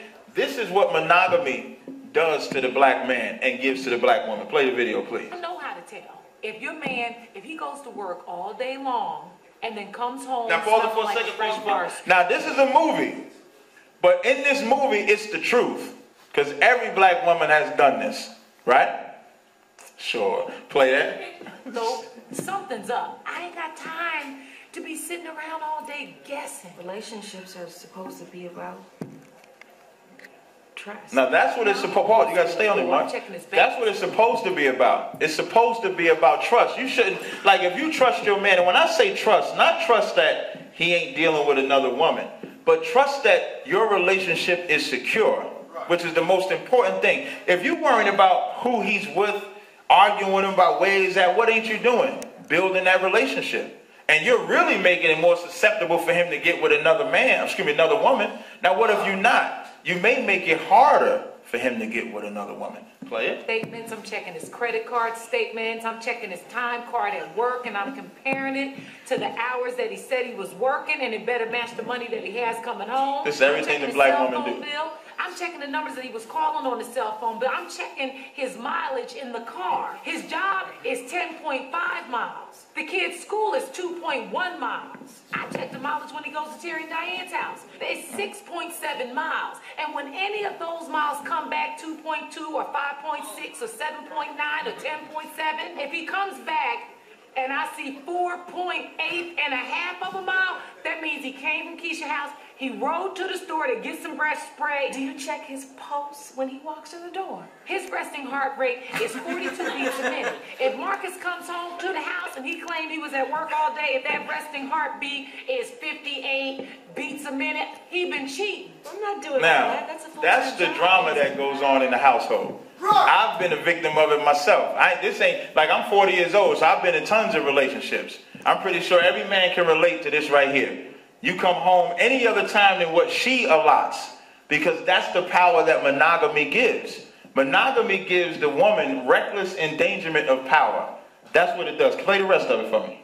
Exactly. The bottom line is that I have to check him. All that time I spent training that man. Training him. Be right for now me. watch this. He said training that man. Watch this. I'm really gonna let some other woman take all that on the job training. Was he a man or a puppy? Because he ain't either one. That's why I got his cell phone right here and I'm waiting for it to ring. All right, you go slide it back. The woman asked him, is he a man or a puppy? You know what she said? He ain't neither. Okay, so no sweat. So now, if I could just add where I left off was at, it said there's no benefit in sitting around missing them. What I could also add, there's no benefit in texting them, trying to call the other woman, trying to find out her number is. And if I could also add, that internet, that Facebook is a demon. That YouTube is a demon. People connect them Facebook accounts, connect dummy accounts and all that just to find out what you're doing. And the whole time that you're doing that, all you're doing is just stressing your relationship. You're not helping. You're not helping your relationship by arguing with your man about something that he's going to do anyway. Now, you could do it in righteousness and shut your mouth and don't worry about it, or you could do it in wickedness and be lonely and be home.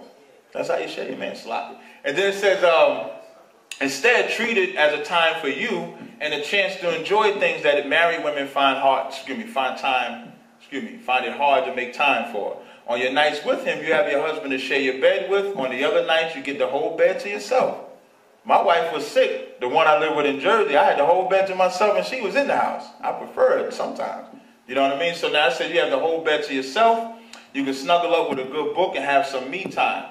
Plan your evenings. Like most women plan, like if they think you're going to see that woman, they either mess with the car, they mess with your phone, they lose something, they get some massive headache or throw up or do something. Instead of planning that type of time, what you're supposed to do is plan time for yourself. Plan your evenings when you're not with him to do things that you enjoy, so you look forward to your evenings without him. You can give me the next slide. Like if you wait, like a lot of times, and we got the scriptures, I'll give you the scriptures in a second. They coming up, right? No sweat. The scriptures will be coming up in a second, how grief and sorrow is a woman that's jealous over another woman. Because the only reason you're jealous is because you feel you lacking in something. Especially if you walk into this culture. Like if you're an Israelite and you learn you're an Israelite and you're a sister, I always tell the same story, right? There's a sister I spoke to, and she was talking about how when she came into the truth, she didn't have a problem with more than one woman. And she thought that the women in Israel, and when I'm saying Israel, like all of us are Israel in here, but some of us are Israelites, some of us don't consider ourselves Israelites. And she said she thought that the women of Israel was going to coach her on how to do it as the scriptures say. And she said she was disappointed because she found out that them sisters would not do that they would not teach in that manner. So now, it says, try not to see your wife, your co-wife. Now we call it, in the slide here says co-wife. We usually say sister wife. It says, try not to see your co-wife as a rival. Instead, try to strengthen your relationship with your husband. If you don't feel secure in your relationship, then it's only natural that you see the other wife as a threat. Meaning you should secure your own. like secure your own house. It says, it's only natural, excuse me, if you are sure of your relationship with your husband, then ask yourself, why do you feel threatened? Like, why do you feel threatened about the woman? And then you be calling and bitching and whining at her, when really the man is the only one that you should have the conversation with, and you shouldn't cry to him either about it. It said to remind yourself of what you have. If your husband is going to love you and stand by you no matter what, then what can she take from you? Like, you talking about the other woman is not going to make you look good. That's the worst thing that you can do. If anything, you're going to look worse. You're not going to look good at all. It says a useful piece of advice to the insecurity of the first wife is that the second wife is her replacement. That's usually what women go through. But women think when a man takes on that second wife, or third wife, or fourth wife, they think that they're going to be replaced. And he doesn't love her anymore. And the insecurity of the second wife is that the first wife is his first love, and he'll never love her as much as he loves the first. Which is why, if I could give some advice to the brothers, never refer to your wives as first, second, third, fourth wife. Just call them by their name. If you say to them, my second wife this or my third wife this, what you're doing is putting a rank order or structure on something that there is no structure. Like, there is no rank among women, whether you was with them for 5 years or 20 years. Just like the truth, I'll give you an example. In the truth, you got brothers that have been in the truth for 30 years. You got brothers that have been in the truth 10 years, brothers that have been in the truth 3 years. And depending on how the Lord chooses to use them, the one in the third year could be greater than the one in 30 years. Jeremiah was a young man in the scriptures. Daniel was a young man in the scriptures. Jeremiah was so young, he ain't think he could go out there and do it. And what did the Lord say? If you don't do it, I'll confound you. So even though you could be a young man, so it's the same thing with women. Women got to lose the competitive nature that they have against the other sister wife. And it says, this reminds us that the other wife has her own doubts, and to see clearly what we have instead. Look at why your husband loves you and try not to dwell on what he may or may not have about the other. In other words, don't be a damn busybody. It says, our intentions and feelings do not matter when it comes to serving the Most High. What matters is our obedience to him. Give me Ephesians 5:22. You got it? Go ahead. Submit yourselves unto your own husbands as unto the Lord. As unto what? The Lord. So now, if you're going to love your husband, you have to submit like he's your Lord. Everybody talk about they love the Most High. Everybody talk about they love Christ. But that husband, he be the one they want battle all day. Even though when you go to 1 Corinthians 11th chapter, it tells you the head of every woman is the man. So now it says, women have matured physically, but emotionally have remained stagnant. Our sisters need to emotionally mature past the state of a 5-year-old and, a 5-year-old child, a 5-year-old with a 5-year-old child syndrome who refuses to share. And that's really the reality of the situation. You're going to share him either way. Now, you can share him righteously, or you can share him unrighteously, meaning you'll be by yourself. You'll be the one being alone. Talk about, I can't wait for Tazaryach to come home. He ain't coming. Because you're too busy running your damn mouth. Give me 1 Peter 3:6. Everybody want to be somebody in the Bible. Every woman want to be somebody in the Bible. This is who the Lord told you to be. Read. Even as Sarah is who the Lord told every Black, Hispanic, and Native Indian woman to be. He ain't say be Deborah. I also like Judith in the Bible, because Judith was a killer. Judith lose them lips, killed that king, you know what I'm saying? I like Judith too as well. Now, she didn't usurp authority over her husband either. Revered her husband so much, she didn't marry nobody else. And used her looks for the right side. Even Deborah didn't usurp authority over no man. When she got them prophecies, she encouraged the brothers. She didn't try to have power over them. Read on. Even as Sarah obeyed Abraham, calling him Lord. Calling him what? Lord. Can you imagine how a man would feel? He walk in that house and you call him my Lord, I got your slippers. Good night. My Lord, I got your drink. This is what the scripture's saying. Everybody say they love the Most High until they see them scriptures. Keep going. Whose daughters ye are. Now you a daughter of Sarah. Read. As long as ye do well. As long as you do well. Sarah didn't have a problem getting her husband another woman.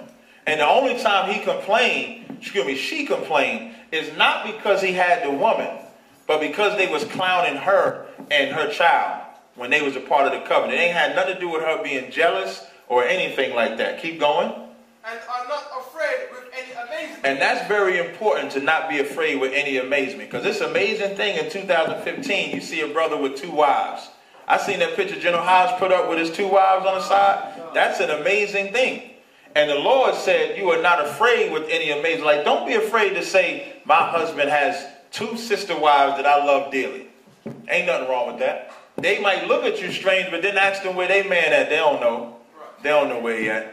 They can't call him. They texted him. He ain't responding. Trying to contact him through Facebook. But meanwhile, you can call your husband right now and he'll answer. That's what it means to not be afraid with any amazement. Next slide. You too wild, well. You good? All right, this one. Give me the next slide. Now, this is another thing. There ain't no love triangles in Israel. And what I mean by that, like I said earlier, there's no law in the Bible that says that they all have to be in the same household. Really, there ain't no law that say you even got to tell the woman about your other woman. Micah 7:5 say, keep your mouth shut with the woman you lie with. Now, every black woman gonna find out anyway. Like, you can lock your phone all you want. They're going to get your password. You can have your Facebook account all you want. They're going to get all of that and everything. So now, it's more wiser really to just say I have other women, period. But scripturally, you do not have to tell them. So now, it says focus on your relationship with your husband as a single entity. Disconnect from his other marriage. This is not a joined relationship. Like, it's not like you got to have them all sitting next to each other and they got to be talking and stuff like that. What they going to talk about? Eventually, you're going to come up and what you're doing is breeding a spirit of envy that can develop. Because at some point, she going to find out something you did for her that you didn't do for her.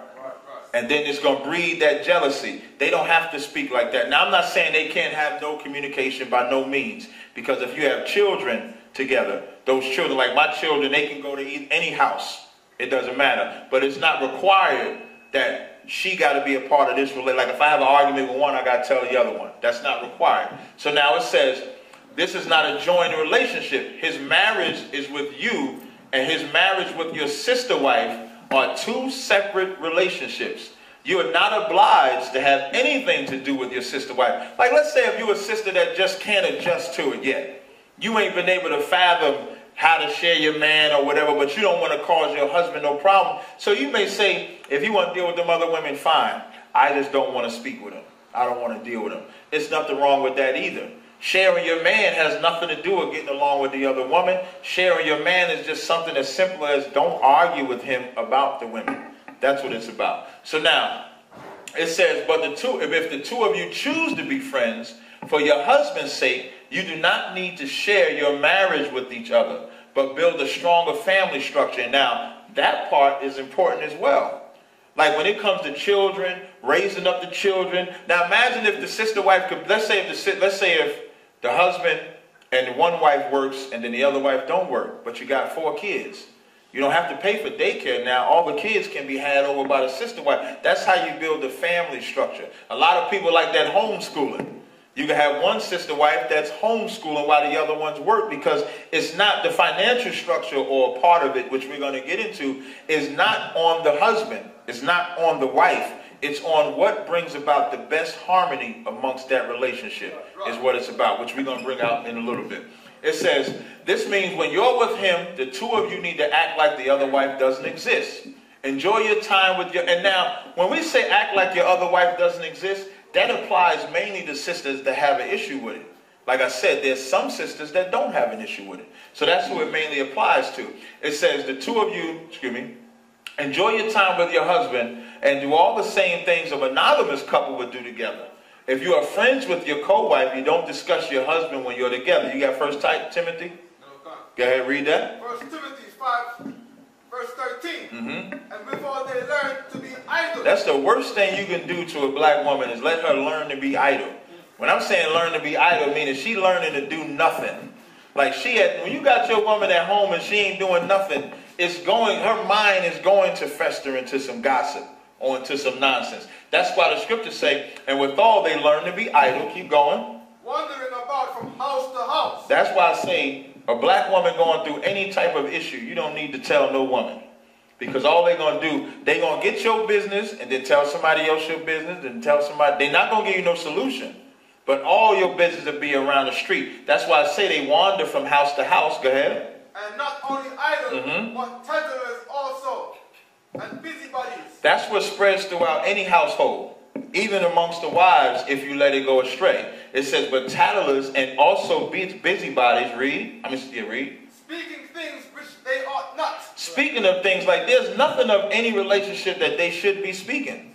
They should have enough respect for the husband not to do it, and enough respect for the sister wife not to do it. Because whatever you do to the sister wife affects who? Anybody know? You always do that head nod, but you don't say shit. It affects the husband. And if it affects the husband, he's going to take it out on whoever's the root cause of that problem. So now, if you want to be the lonely wife, cause the problem. Give me the next slide. If you want to be the good wife, you won't cause that problem. Keep going. Jealousy is harmful in any relationship. And that's one of the most things, or delicate things, I guess, that get dealt with in a relationship, the jealousy aspect of it. And you have to lose that, especially when you come into the truth, or even period, because contrary to popular belief, every brother has another woman. Now, I'm talking majority, not minority. So if you got your man and you believe he only with you, that's fine. But I was on the Bronx. I went to the Bronx, Harlem twice, and we was doing a survey on the street.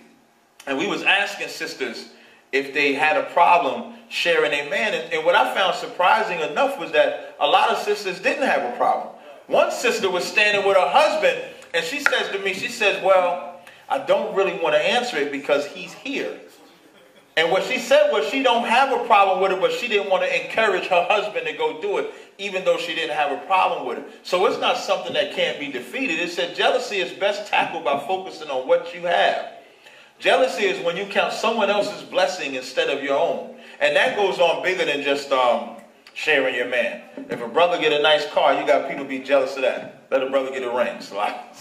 No, I'm joking. You know what I'm saying? So it says, jealousy is when you count someone else's blessings instead of your own. If you feed jealous about anything, ask yourself, is it over something that you really want, or whether you desire it simply because your sister wife has it? And I'm pretty sure all of us have experienced that type of jealousy, where you see something somebody else got, you wasn't even thinking about getting it, but because she got it is why you think you should have it, and you ain't even got no need for it. Like, let's say you already got a car, he get your sister wife a car. Now you mad because she got a car when your car functions just fine. You should not be jealous over that, and that's usually what the case is. If it's something that you really want, then focus on how to get it for yourself, because you would like it, not because she has it. If it's the relationship you're jealous of, concentrate on building your own relationship with your husband, which is the only relationship you really have. It's not a 3-man relationship. It's not a 4-man relationship. It's not a team relationship. It's a relationship between you and your husband. And it says, as though she's not in the picture. If you feel that he loves her more than you, then maybe he isn't giving you enough attention or direction, and frame this as a problem in your own relationship. Like, if he's giving the other woman more attention, you can't even blame her for that. You got to look at what you're doing, what you're lacking. And a lot of times it comes from arguing over the other women, period. And women just got to face it. That's all. It said, give me Ecclesiasticus 28:15. Read that. A backbiting tongue has cast out virtuous women. Let me tell you something. There's a lot of virtuous women.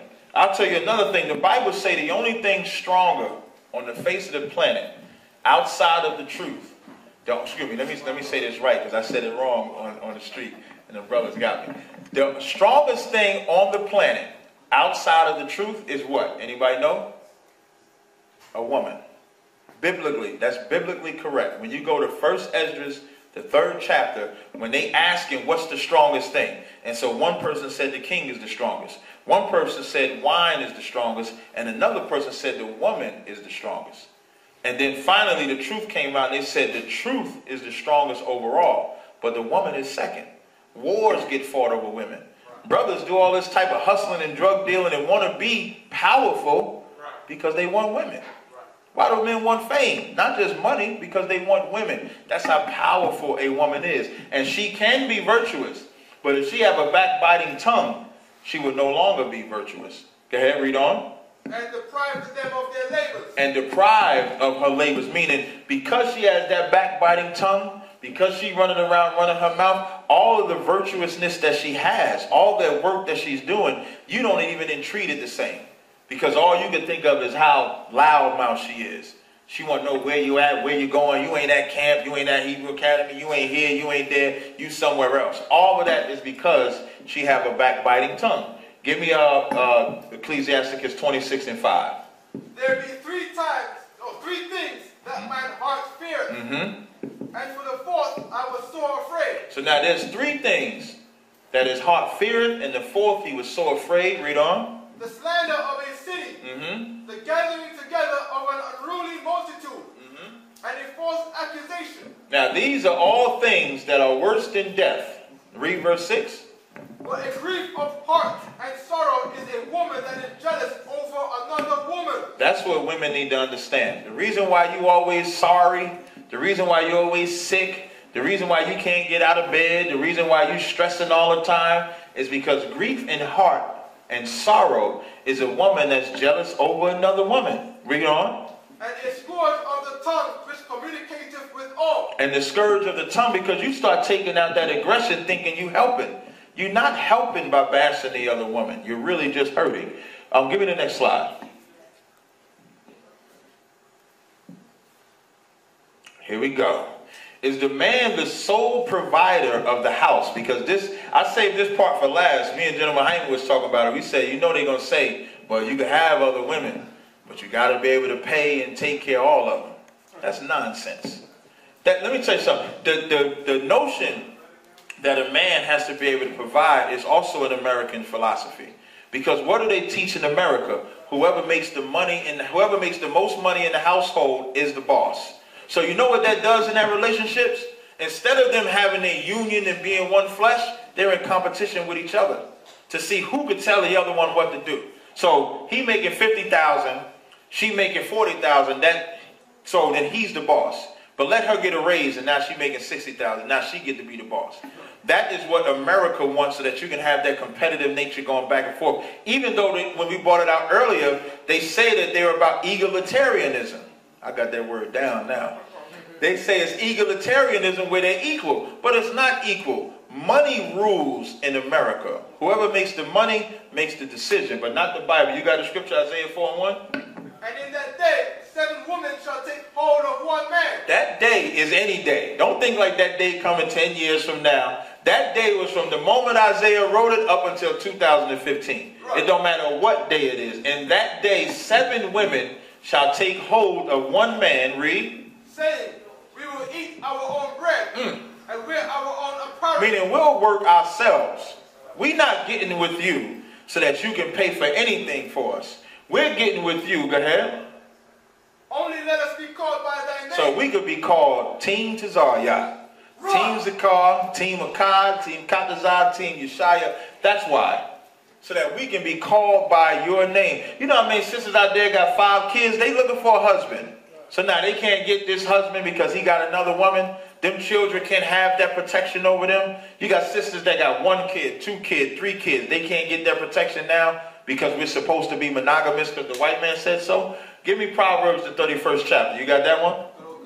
31 and 10. Now, every woman will say they virtuous. I don't care. The hoe on the street. I seen some nonsense. They said they had some thought parade yesterday. We're going to bring it out on the radio show. You better get the story. Thought. What I said? You said thought. Okay, I got it wrong. But it's all that hoe over there. Ain't that what it stand for? Ain't that what it stand for? So now, even hoes will say that they virtuous. Righteous sisters will say that they virtuous. But what does it mean to be virtuous? Read Proverbs 31 and 10. Who can find a virtuous woman? For her price is far above rubies. Women read that scripture. I see this scripture posted on Facebook. A sister being the truth 3 days. This scripture get put up on Facebook or YouTube or some brother be hustling the sister. You so virtuous, sister. You such a virtuous woman. But they don't read the rest. So we're going to take the time to read the rest to find out why is the scriptures calling her a virtuous woman. Read on. The The heart of our husband doth safely trust in the reason why she's virtuous and her virtuosity is, that's a word? Virtuosity? It should be, but I want to know why they have that question mark there. Because they're hard to find. Thank you. The scripture say of 1,000 men I found one. Of 1,000 women I found none. Now that don't mean there ain't no women out there. Right. And just a sidebar, for the brothers boasting of themselves, out of the 1,000 men, he only found one. You understand? So it ain't like the men outnumbering the women that much. You understand? It's hard to find both of them. If it was easy, 144,000 would have been here a long time ago. We'd be up out of this place. You understand? So now, it says, her heart of her husband doth safely trust in her. Read on. So that he shall have no need of spoil. Now, this is falsely taught. When it say no need of spoil, I've heard somebody say, see, that no need of spoil meaning he ain't going to get another woman. Because that's the spoil. No. When it says he have no need of spoil, spoil is when it's something that you get from robbing somebody or destroying something or going to war with something. So when it says he have no need of spoil, because she's a virtuous woman and he trusted her, he ain't got no need to go out. If I was equated to today, he ain't got to go hustle. He ain't got to go sell drugs. He ain't got to go rob and steal because of the virtuousness, that's better, the virtuousness of that woman. Read on. She will do him good and not evil all the days of her life. Drop down to verse 13. She seeketh wool and flax, and worketh willingly with her hands. And do what? Worketh willingly with her hands. She's virtuous because she working. She ain't virtuous because she idle. We just read 1 Timothy when they say learn not to be idle. It's damn near like to tell a man that the only way he can get another woman is if he can afford her. What you're turning that woman to is a bed wench. And what I mean by bed wench, you're turning her to somebody you just sleep. Like you're turning her to a sexual piece of meat. That's all you're turning her into. What you're saying is now, you be stagnant, I'm just going to sleep with you, and then I'm going to go out here and work. I wouldn't want no woman like that, personally. If all you're offering is just sex, I don't want no woman like that. Now, it says she willingly worketh with her hands. Keep going. She is like the merchant's ship. She bringeth her food from afar. Go ahead. She riseth also while it is yet night, and giveth meat to her household. Meaning when that paycheck comes, she bring it right to daddy. Salakia. Yeah, I mean, not like that. But she bring it right here. That's a virtuous woman. So anybody want to be virtuous? That's what it means to be virtuous. It don't mean that you just some super righteous woman because you got your head covered, or you got a dress on or a skirt on, or you could read a scripture or two. It's because you're doing work. Now, with all of that said, how should the household be ran? The household should be ran in a manner that brings about peace. So here's what I mean. If you come into a relationship and the brother makes $50,000, the sister may not have a job. Should the sister be forced to work, or should the sister be forced to do something else that benefits the house? Because if that $50,000 is suffice for the house, there's something else that she could do. Now, the same thing reverses if it's reversed. If the woman is making $50,000 and the brother don't have the job, just because the brother is not working, does that make him not the head? Read 1 Corinthians 11:3. But I would have you know that the head of every man is Christ. Go ahead. And the head of the woman is the man. It don't say the head of the woman is the man if he got $50,000 and he can afford the wife. He's the head of that man regardless. The household is not about, a marriage between a man and a woman is not about them being in competition with each other or having strife in the house. It's about having peace in the house. So if financially the woman is straight and that brings peace, that's how it should be. If the man is straight and that's bring peace, that's how it should be. But you shouldn't force either one. You shouldn't put a woman in a position where she got to be an earner, or the man in a position when he got to be the earner unnecessarily. All it does is bring about a competition between them. Now they battling over this. Well, I paid the rent, you ain't shit. Or I paid the car, no, you ain't this. Or you ain't this. And technically in America today, it's more easier for women to get work than men. That's just a fact. Give me the next slide. Here we go with the science. It took me a long time to find this because, and this science part that I bring up is not about STDs or anything like that. But this science is because I was posed a question that said, well, if the men can be with more than one woman, how come the woman can't be with more than one man? Because it's not meant for a woman to be penetrated by more than one woman. Excuse me, by more than one man, period. And this is the science I found. It says, as far as the psychological damage, science shows that when, and this is also why women should think about the next man that they lay with.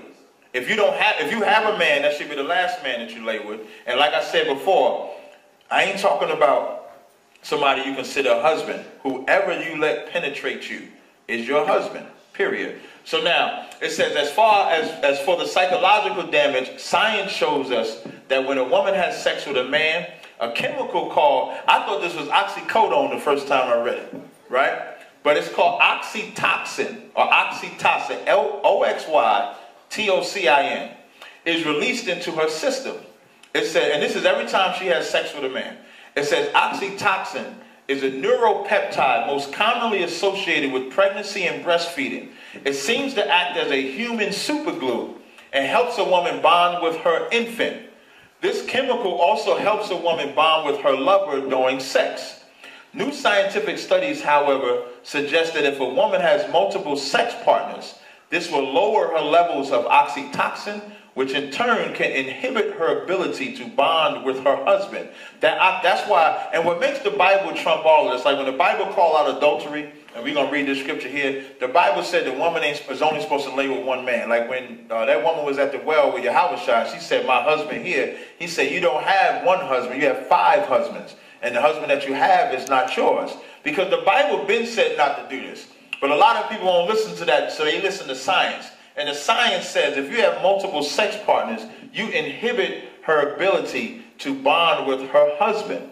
It says, according to an article by Doctors John Diggs and Eric Kirat, people who have misused their sexual faculty and become bonded to multiple persons will diminish the power of oxytocin to maintain a permanent bond with an individual. That's why you see these women be so destroyed, because they have multiple sex partners. Give me the scripture. You got the Apocrypha? Ecclesiasticus 26 verse 12.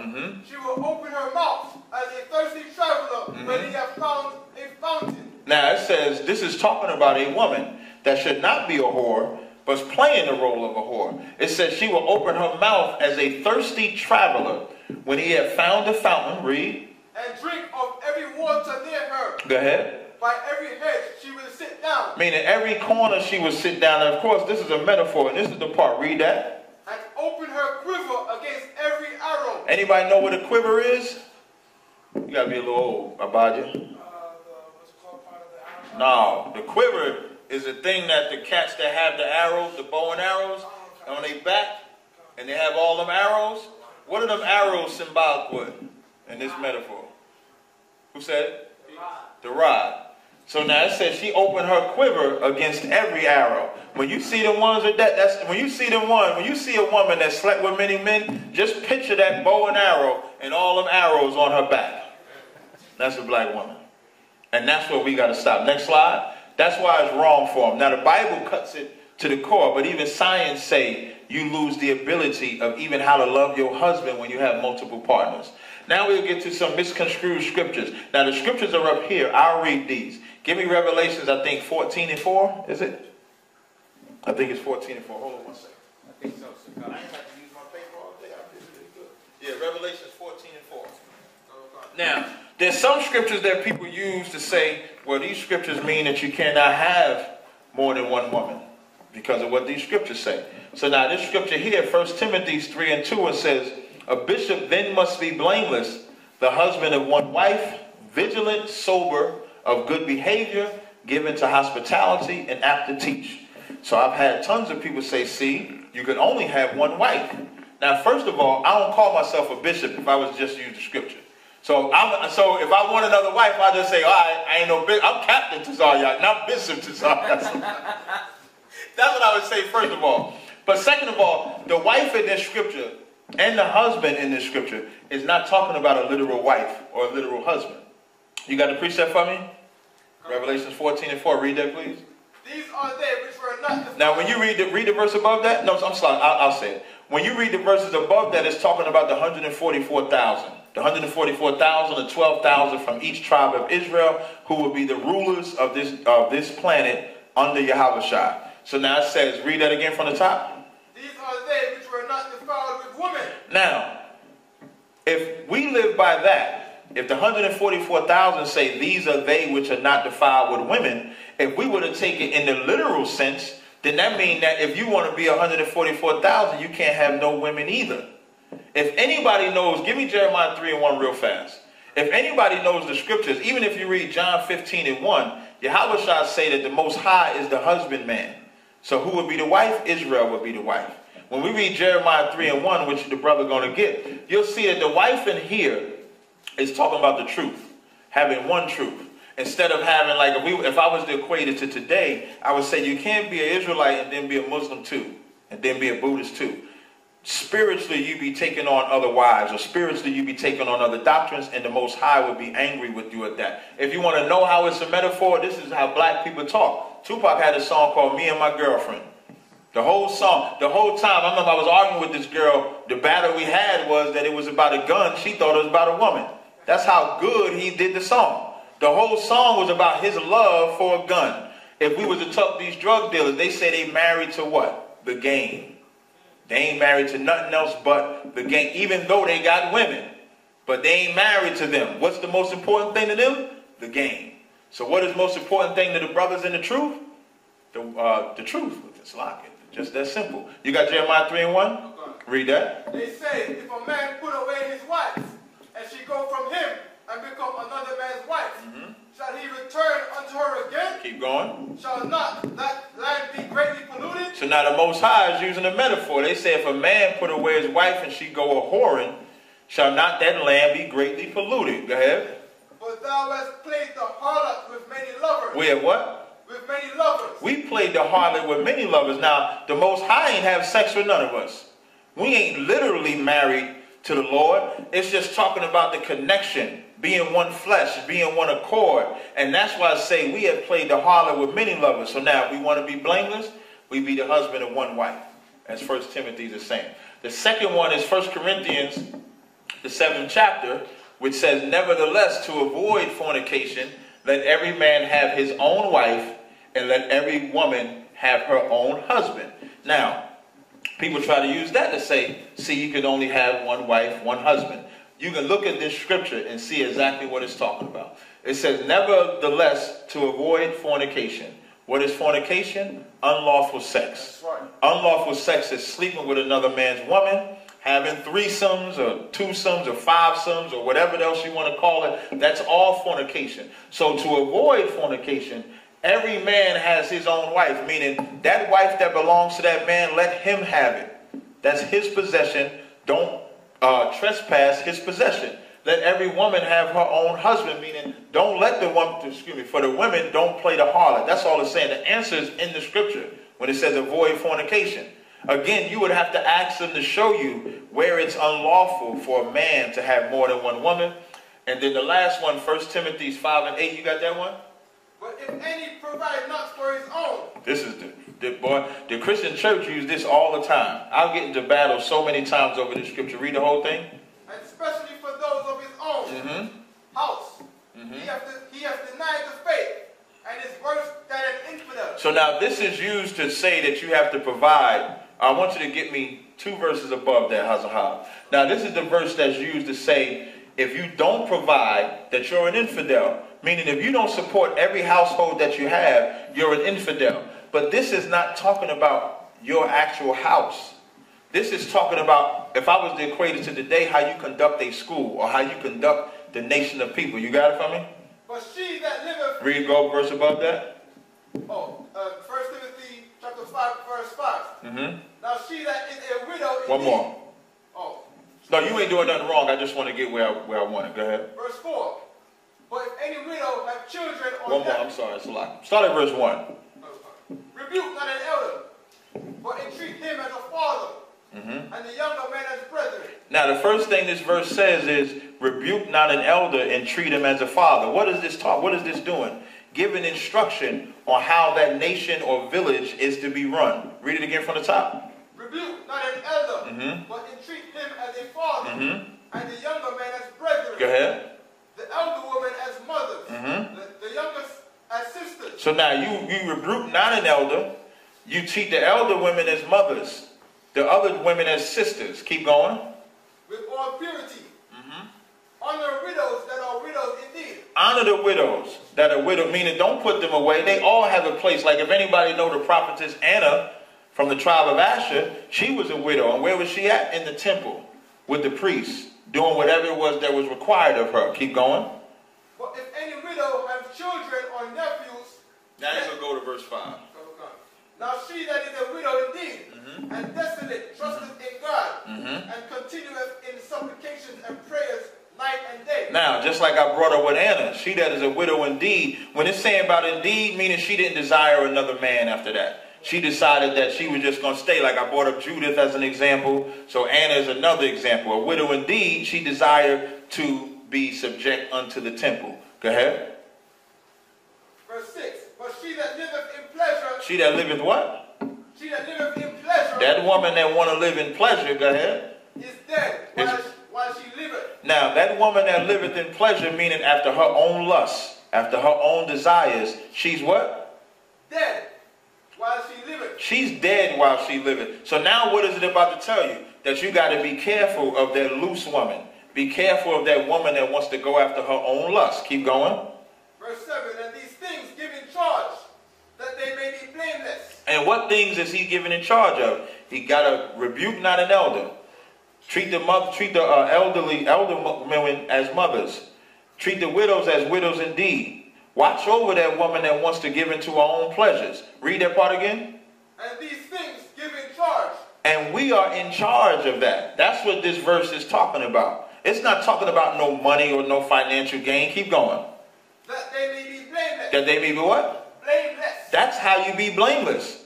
If we let the women run amok, if we rebuke the elders, if we're not defending the widows or the needy or the poor, like Psalms the 82nd chapter, it might be 83, or say 82nd chapter said, then we are blamed. We are to be blamed. But if we are doing them, then we're blameless. Keep going. Verse 8, but if any provide not for his own. Now you understand that that's what that's talking about. So when it says if any provide not for his own, especially for those of his own house, it ain't. It's like if we was in charge of this room, we would have to take care of all the needs of the people in here. It ain't talking about money, which is all the Christian church and everybody else cares about is money. This ain't talking about money. You know what it's talking about? Keeping the commandments. Right. Loving thy brother as thyself. That's all it's talking about. Next slide. That's it. Oh, that was pretty quick. All right, that's the end of my lecture. Y'all can go home. I see y'all. No, I'm joking. Does anybody have any questions? Anybody have any questions? Sisters, no questions? None at all? Go ahead, Abadji. Just one question. What exactly does duty of marriage actually mean? Duty of marriage is sex. Wait, seriously, it's just simply... No, it ain't just that. But, like, you ever heard the term due benevolence? Like, you got to render unto that woman due benevolence? Pull that for me. You heard me say it. Tazaryach. Give me due benevolence in the scriptures, please. The duty of marriage is to be the protector, the provider, the guider, the instructor. That's the man's job. The duty of the woman is to support her man, to be a helpmeet. That's the duty of marriage. When you read Hebrews 13:4, it says the marriage bed is undefiled, and you have to render unto that woman due benevolence. When it say in Exodus 21:10, when it says her duty of marriage, shall he not diminish? That includes sex too. So that's like all of that entails the duty of marriage. So wait, so to a point, you still do have to, on a level, sexually deal with her. Yeah, why wouldn't you? No, because I remember the story of Issachar's birth. It was the whole thing that Leah wasn't really getting any attention, most likely always women. But that wasn't right though. What? So it's for him to deprive. What happened when he deprived Leah and favored Rachel? It caused enmity. No, something else had. Something else. Who had all the children? Leah. Why? Because it wasn't right what Jacob was doing. You understand? He was giving more time to Rachel. Rachel got kids late in the game. Leah was popping them Jones out left and right. You know what I'm saying? So it's not right. And that's how you know the Lord be on your side. Like the Lord will be on the side of the righteous. Like she ain't argue with Jacob about it. She ain't do none of that. And she still had all the kids, you understand? And was counted righteous. I'll give you the wicked side, left-hand side, in Acts the 4th chapter, maybe, when Ananias and them was supposed to bring that money to Peter. Right. And then they consorted together and did what? Lied to Peter. And so because the husband lied, he died. And then the wife had the opportunity to do what? Either lie or tell the truth. And she chose to lie too. And she died right along with him. So when you're righteous, you'll be treated righteously. When you're wicked, you'll be treated wickedly. Anybody? Go ahead, sis. So I have a question. So if a man is married to a woman and he goes out, he steps out of that marriage and he has sex with someone else and he doesn't tell his wife, that's not really cheating? No. So if he goes, let's say he sleeps with like 3 or 5 different women and he gets all of them pregnant and then the wife finds out, wouldn't that cause some type of... It would. That's why I was saying earlier, it's wiser to just say it. Like, he shouldn't do it on the slide. Like, if you're married to a man, you should understand he's probably going to have more than one woman. You know what I mean? And he don't have to tell you their names or none of that. He don't got to report to you and say when I'm going to be with them or so forth like that. But he can have children with him. So it's better ways to deal with it. But even some now, what I'll tell you, though, is that you can have brothers tell the wives and they still get mad. But you don't have to. When you read Micah 7:5, it say, keep your mouth closed with the woman that you lie with. So you don't really have to tell them. But now, when I'm saying you don't have to tell them, I don't mean that you don't have to tell them that a man can have more than one woman. But he don't have to report. Like, say if you're married to a man, he don't have to come and report to you like, yeah, I met Angela. You know, we're going to start talking and stuff like that. He don't have to do that. Okay, so a man can't, well, he can't really cheat then. No. Cheating is just something America made up. You know what I mean? Now, if you were a white woman, that's like cheating to me. Or African or some nonsense like that. All that's cheating. But if he were an Israelite, that's not cheating. That's a hard pill. Don't worry, you can swallow it. It's all right. Question. What would you say to a sister that understands this, but she's dealing with the social pressure where she feels like she might be judged, or her homegirls might say that she's weak or she's stupid? What's the best? Now, this is a sister that doesn't have a problem with it at all. Doesn't have a problem with it, but I see a lot of sisters. Give me 1 John 2:15, please. I'll tell you right fast. Listen, that's the best sister because that's the easiest. Right. Like the easiest, like that sister, you can give her the scripture and give it plain. You got it? 1 John 2:15. Love not the world. The people that's telling her or giving her the problem are in the what? They're in the world. Now, just like we separate ourselves from them in the world as far as what we eat, celebrate, dress, carry ourselves and everything, when they start bitching about, excuse my language, when they start bitching about her accepting it, because the first thing they'll say is, I can't believe you would do that. So you just going to let them have 10 wives and 20 wives and all that? She should do what? She can easily separate herself from them. We separate ourselves from, like I deal with my family sparingly. You know what I mean? When it's necessary, for the most part, if they doing something or something like that. But for the most part, you naturally separate yourselves from them. You know what I mean? And that cackling just ain't going to help. So I would give it a scripture, you know, separate yourself. Yeah. Now, and what message would you give to the brothers of the responsibility of dealing with these broads? Like, what would you tell them what to watch out for and what to avoid in dealing with the situation? Now, what I would tell them first, now this is for a brother that already has a woman and going to take another one. Just a brother. Or just a brother. I would tell a brother, before you deal with any woman, that you should first understand what it means to be with that woman. Right. Like, if you're not willing, I usually use the same metaphor. If you want to talk about money, if you're not willing to live under the George Washington Bridge with that woman and be poor, you shouldn't be with that woman. You understand? If you're not willing to take on the responsibility of giving your life, giving her instruction, handling whatever responsibilities or burdens that she may bring on, whatever problems she may have, you got to be mentally prepared for it. Physically, like sex is easy for the most part. All you do is you take a rod, take a box, you go in and out, you come, they come, and then after 20, 30 minutes it's over. Now, the hard part is the instruction. The hard part is the guidance. Sometimes brothers have to themselves get mentally prepared before they even take a woman. That's why the scriptures say it's better not to marry.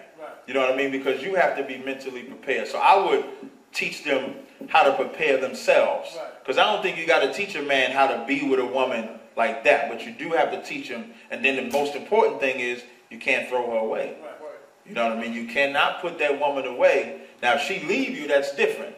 But you can't say, I'm not dealing with that woman no more, unless, of course, she did something that required you to do that. Right. You know what I'm saying? Right. One last question. Now, how important do you think, or do you feel, a man dealing with more than one woman is essential to building this nation of Israel back up? I think it's totally essential, because imagine if you take one brother, he got 5 wives. Right. Each one of them produced 4 children. Right. That's 20 kids brought up in the truth and righteousness. Right. Then they produce kids brought up in the truth and righteousness. Then they produce kids brought up in the truth and righteousness. What will you have? A nation of righteousness. Now take all the brothers in this room. Right. Give us all 5 wives. Right. Give us all 4 children from them 5 wives. Right. We would fix Israel in a heartbeat. Right. That's how important it is. Right. So what you're saying, not only is it important, it's a necessity. It's a necessity. It's more so in captivity than any time else. Right. We need, like the law, statute, commandments, which is what will fix us, is why these children are destroyed. Right. Now, for the children that we can reach, for sure, the ones that we're going to raise up, we can sure teach. You know what I mean? And the scriptures say, when the father dies, as though he is not dead, because he raised up one after him to carry on that torch. You understand? So that's what the importance of it. All right? Anybody else got any questions? Okay. Don't be afraid. Go ahead, sis. What about like the other family members that you can't easily separate yourself from, or? And as far as in what type of manner and what type of dealing? As far as coming into multiple. No, meaning, like, is it something where you got to see them all the time? Is that what you're saying? Not necessarily, not really, but they're. Okay, let me say it like this. Let's say if you deal with a man that has more than one wife, right? Do you have to tell your family? No, but what if somebody knows, or? You tell them I don't have a problem with it, and I'll tell you what you'll do. It's no different.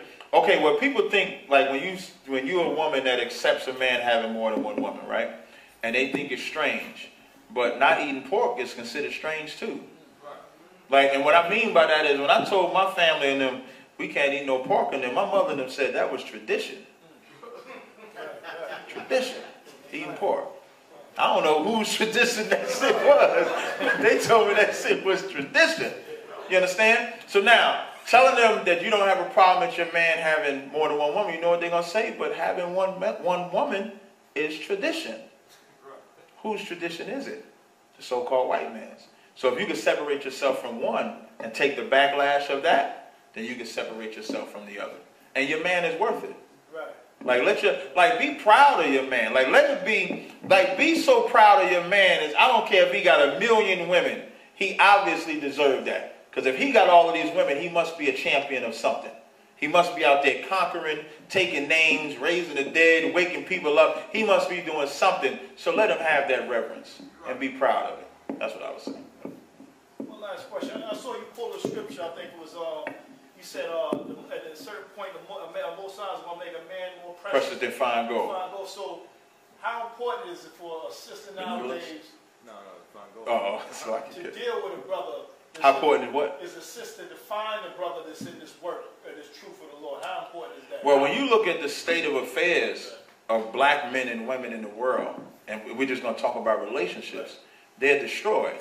And then you look at the Israelite culture, where the Israelites are saying, we love the black woman. Contrary to popular belief, don't nobody love black women more than Israelites, period. The fact that we correct you is the proof that we love you. It's just like when you take a child. Now, I'm going to answer your question. I just want to say this part. When you see that child on the street, and he's running amok, or when they say, I spoiled my child till he was 7, what do you know about that child? He's going to be toe up when he get older. Because they did not love him. If they loved him, they would have punished him. The Most High shows his love every day when he punishes us. That's what makes him right. So now, I got to get back to what you were saying. I forgot. No, I said how important it is for sister in this. Oh, okay. So now, when you take a brother in the truth that takes that woman, you taking a man that if you look at it from a worldly perspective, the man in the world, he gonna go to the strip club. He gonna get another woman in the most nastiest way that he can think about. So he's not fine gold. He's not pure.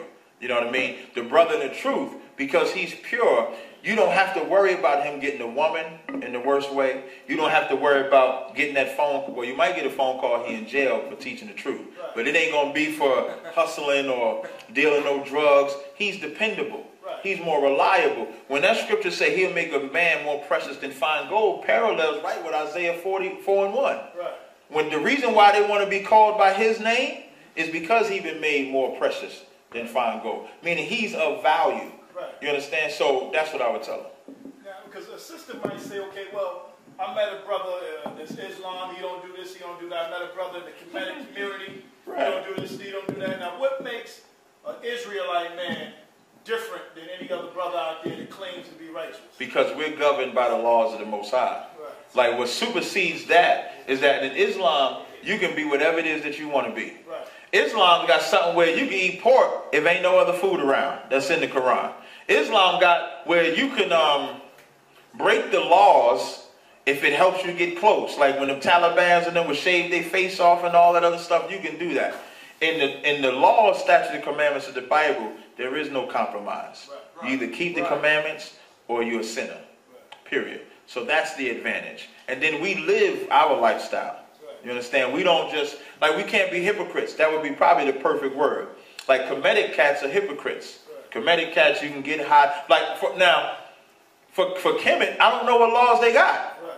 You know what I mean? For Islam, I don't know what laws they got. But for the Bible, we can go from Genesis at least to Deuteronomy. Right. And get all the laws.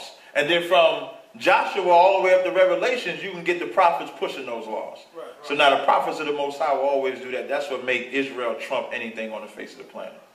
So would you say right now is probably the most important thing in the world for a black sister to seek out a man that's in this? You goddamn right. Every black woman, they should be lined up around the damn thing. That's salvation. Just like salvation for a brother, the scriptures say a brother is born in adversity. So what do brothers do? Brothers gather with other Israelite brothers. We ain't gathering with the drug dealer on the corner. We gathering brothers. And then what we do, we go out on the streets and teach to get our salvation. A woman's salvation is in the man that she has. That's why Isaiah 4:1 say they're going to lay hold on him to get their reproach taken away. Right. About it. What about the sister that's already with somebody who's in the world? Can he just... Shit, 1 Peter 3:1 say with the conversation of the wife, she can win her husband into the truth. If I could, the sister Kapatazar, beautiful sister, passed away like 2 or 3 weeks ago. Trooper Nabaya is in the school, and he was not in the truth when she came into the truth. And she sat there and warred. And when I'm saying warring, she ain't battled with him. She ain't do nothing. She did everything that a righteous sister is supposed to do, and that brother came in. So it ain't impossible. Kapatazar. I have a question, sister. When you're dealing with two sisters, let's say you have children. With two of them, how do you deal with the two sisters so it don't affect the children? What you mean? Well, the sister should be wise enough, I would hope, to not include the children in their silly shit. I mean, it's hard to find, but they should. Go ahead. I'm saying on like letting them know to like. Letting who know? The children or the sisters? No, the sisters. Let them know what? There's going to be a relationship where you're the man and you don't want the children to be involved in any situation. Like where them know you're going to be dealing with them basically. Are you saying like, I'm going to just try to rephrase it to see, you got two women, you got children with both women, and then you don't want the children involved in none of the nonsense that they doing? Take them. I would say take them. If it's getting to the point, and what I mean by take them, meaning take them unto you. You understand what I'm saying? Like if the one wife is bickering and causing that type of friction, the Lord will allow you to take them children. I've seen that happen all the time too. And then you'll have them children. Because women shouldn't bicker over the children. I mean, at least let the children be spared that nonsense. You know what I mean? But if not, then you can take them yourself. And take them with the one, because I guarantee you both of them ain't bitching. So whichever one ain't bitching, take them and let them stay there. And the Lord will be on your side with it. I've seen it. Sis? I have a question. What about marriages where one person is, I guess, the Hebrew Israelite and another is something different? It's going to be rough. But the first Corinthians, the 7th chapter say, let's say you got the woman in the truth and the husband is not.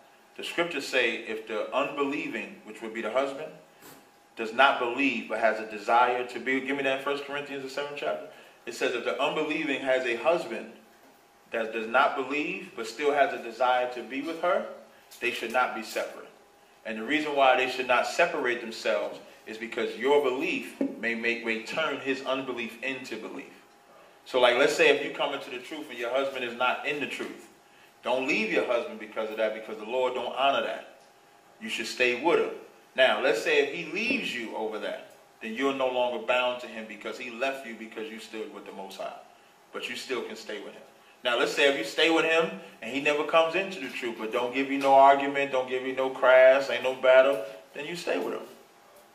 Otherwise, your kids would be non-believers. But your kids are saved because whoever's in the truth is what keeps them. Because, why? Because with your kids, excuse me, with you being in, your kids are now not going to break the commandments because you're teaching them the commandments.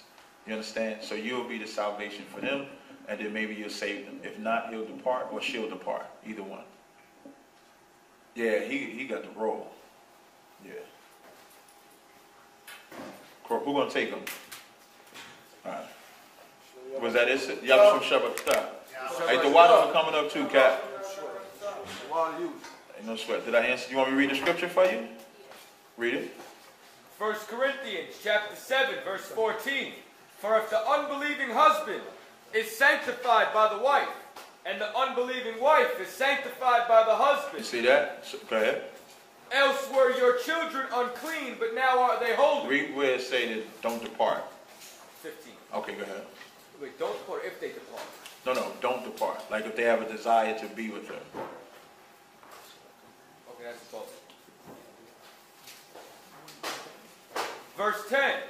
And unto the married I command, yet not I, but the Lord. Let not the wife depart from her husband.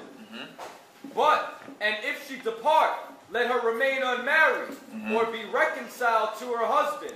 And let not the husband put away his wife. But to the rest speak I, not the Lord. If any brother hath a wife that believeth not, and she be pleased to dwell with him, let him not put her away. You see? So now if you have a wife that believe not, don't put her away.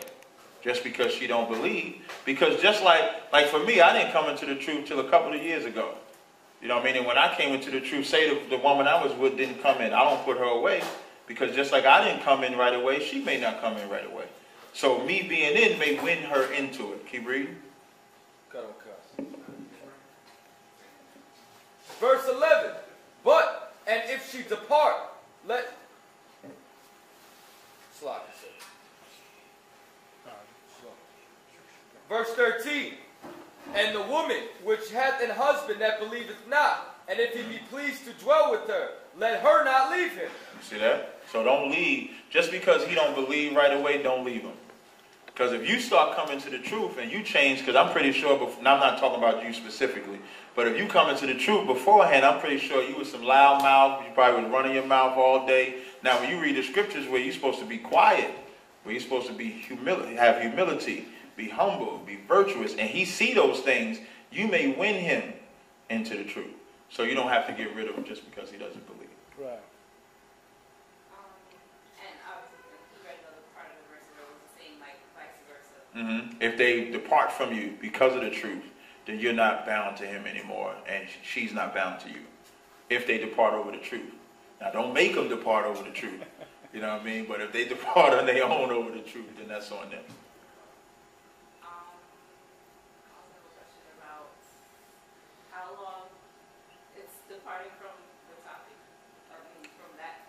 But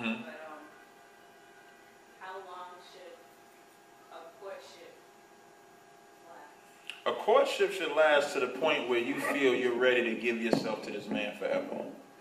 And the same thing for the man. If he's ready to take on this woman forever. If that courtship take a year, it take a year. If it take 2 years, it take 2 years. If it takes 6 months, it takes 6 months. But it has to be something that the two of you understand what you're walking into.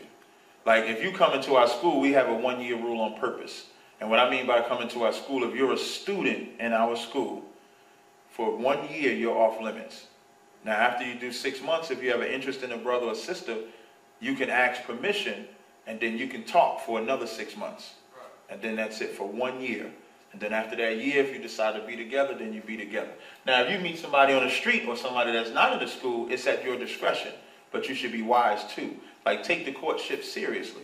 Especially for brothers and sisters, when you know the truth and you know the ramifications of laying with that man or woman, take that courtship serious. Don't take it light. Don't fall for her flattering eyes. Don't fall for his smile or his game. Make sure it's something that you're willing to do forever, because once sex happens, there ain't no going back. You can't get no refund. Can't go back to Walmart, bring the receipt and check cash. Okay? Yeah, what scriptures are there if, like, the women don't want to get down with the program? So well, that's what we just... As the coming time... What you mean? Like, all right, they say, like, when judgment time comes, like, all those who don't want to get down, not just with that program, any type of program, like when the Howard Shai come back, is there any scriptures on that? Yeah, death. I don't know if they're like, you know, scriptures say 1/3, 2/3 shall be put in the fire. You know, see. Because a lot of women ain't trying to hear that. I'm telling you, we ain't gonna argue with you.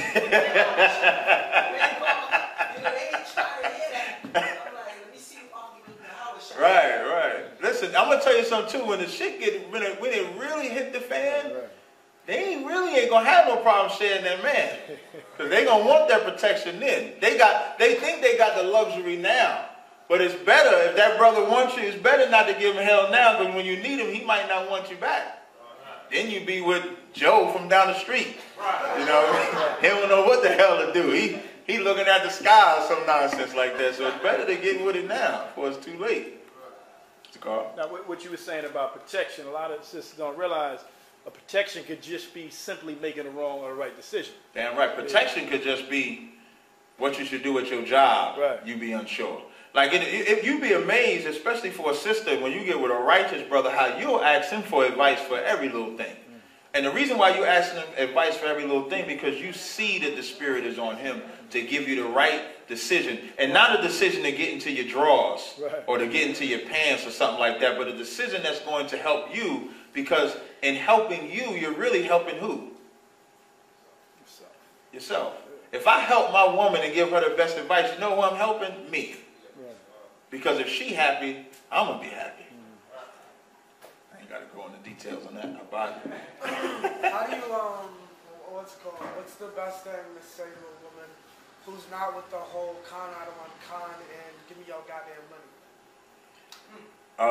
You'll probably battle that shit for the rest of your life to the kingdom. I mean, it's going to be days where you'll get it, it'll be days where you don't, but the fact is you're just going to have to war with it. A woman should understand she should stay con out of one con. Ask if she calls her bosses sir. Or ask if she calls them ma'am. If she calls them motherfuckers sir or ma'am, then if she can do that to them, she can do that to you. If I can talk to General Yohana and say con out of one con, my woman better be able to say con sir. Or yes, my lord. Because I'm subjected. If I could subject myself to a man, she should be able to subject herself to her man. Right. You understand? There ain't no difference. That's the problem. The women think of the emotional. And really, that's just battle and submission. And that's what you want to teach them. Really, they're fighting to not call you sir or lord, is to fight submitting to you. And they just don't want to submit to you. Okay. That's what it is. Okay. Now, the second part. With the money, take a check. That's hard though. They get direct deposit. They don't want to give you the bank account. You be beating on. Don't beat on her. That's my reputation apparently. But that's another story. I did the whole thing. I ain't said nothing about that, but it's funny. But with the money, you just gonna have to war with it. You have to fight with it. The same thing with the sir. You know what I mean? And at some point, when she starts failing, what I've seen, what I've witnessed myself, is when she starts failing in that money, she'll give you the money. She start failing in it. Like what women got to understand too, when you battle against a man of the Lord and you being wicked, the Lord is going to be against you in it. And then you'll start failing in a lot of shit that you're trying to do and trying to get done. That job, you lose that job. If you ain't want to give him that money, you ain't going to have no money to give him. Then you're going to be like, I need some money from you. You understand? So it's better to just submit. And I'm not talking from hearsay. I'm talking from experiencing it. I'm talking from teaching it. And I'm talking from witnessing it myself. So you got to be careful when you deal with these prophets. It's not a joke. That's what I would tell her. And then just wait a couple of weeks. You'll see it happen. She'll lose their job. She'll lose their paycheck. I don't know why I lost that job. And then when you say, well, you wasn't respecting me, watch the demon come out of it. Right. It wasn't because I wasn't respecting you, fuck you, and all that other old shit. And then she'll never get a job for like 6-7 months. And then she'll start respecting you. And then when she get the job, she'll say, oh, it just happened because I prayed. She won't be because she started respecting you or something like that. And that's just the way it is. Anybody else? All right, with that? Oh, good. I'll slap you. You think that wives, having sister wives, could benefit financially with all the financial burden? Hell yeah, man. Imagine taking that pot of 4 women, putting it in the pot, putting them all on the same cell phone plan. Right. Now, let the man run the plan, because, you know, if you give the woman a cell phone plan, she's going to be checking the digits, who you dial and all that.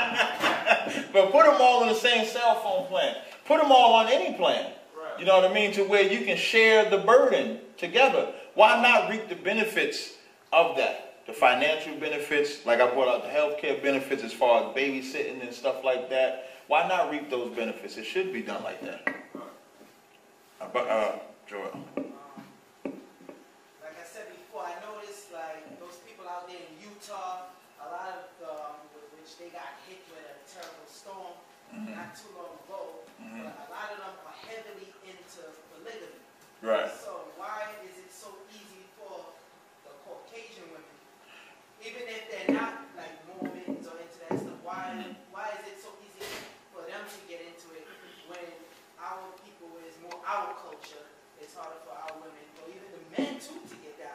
Well, I know a lot of them women, when they be coming out of Utah and stuff, they be psychologically damaged too, because they be doing it wrong. But really, white women really don't have a problem with that as much as black. That's a black woman problem more so than a white woman problem. I don't really care about white women or white people for that matter. But that's more so their problem. And like every time them stories come out of Utah, somebody getting molested or something like that. So it's really not done properly. Like I wouldn't compare the two. You understand? But I will say that white women, I'll give it better. White women are not an oppressed species of people. Right. So what a lot of people got to understand, when white people, period, white man and woman, like when they talk about how white men can do this and white women can do that, they have not been oppressed for 500 years. Now you take a people that's been oppressed for 500 years and the psychological damage that they're dealing with, we deal with a lot of things far more difficult than someone that's been free does. So I would, just sum it up like that. All right, with that, I'm going to go ahead and close it out. When nowadays I work hard on the job, till I come cross y'all. Still like I'm a criminal. Trying to get caught, it could be your first charge. Like, man, you ain't getting the minimum. It gon' dip, squat, 5-mile run, pull, sit up, goddamn, get strong. Looking at my baby, trying to keep them doing wrong. It's too long before they grown, I can't leave them on their own. They killed Daddy like he had a 30-day case. The news covering up the story for what they say. It took me back to the time we lost Otis. Pretending these crackers, they gon' tell you something bogus.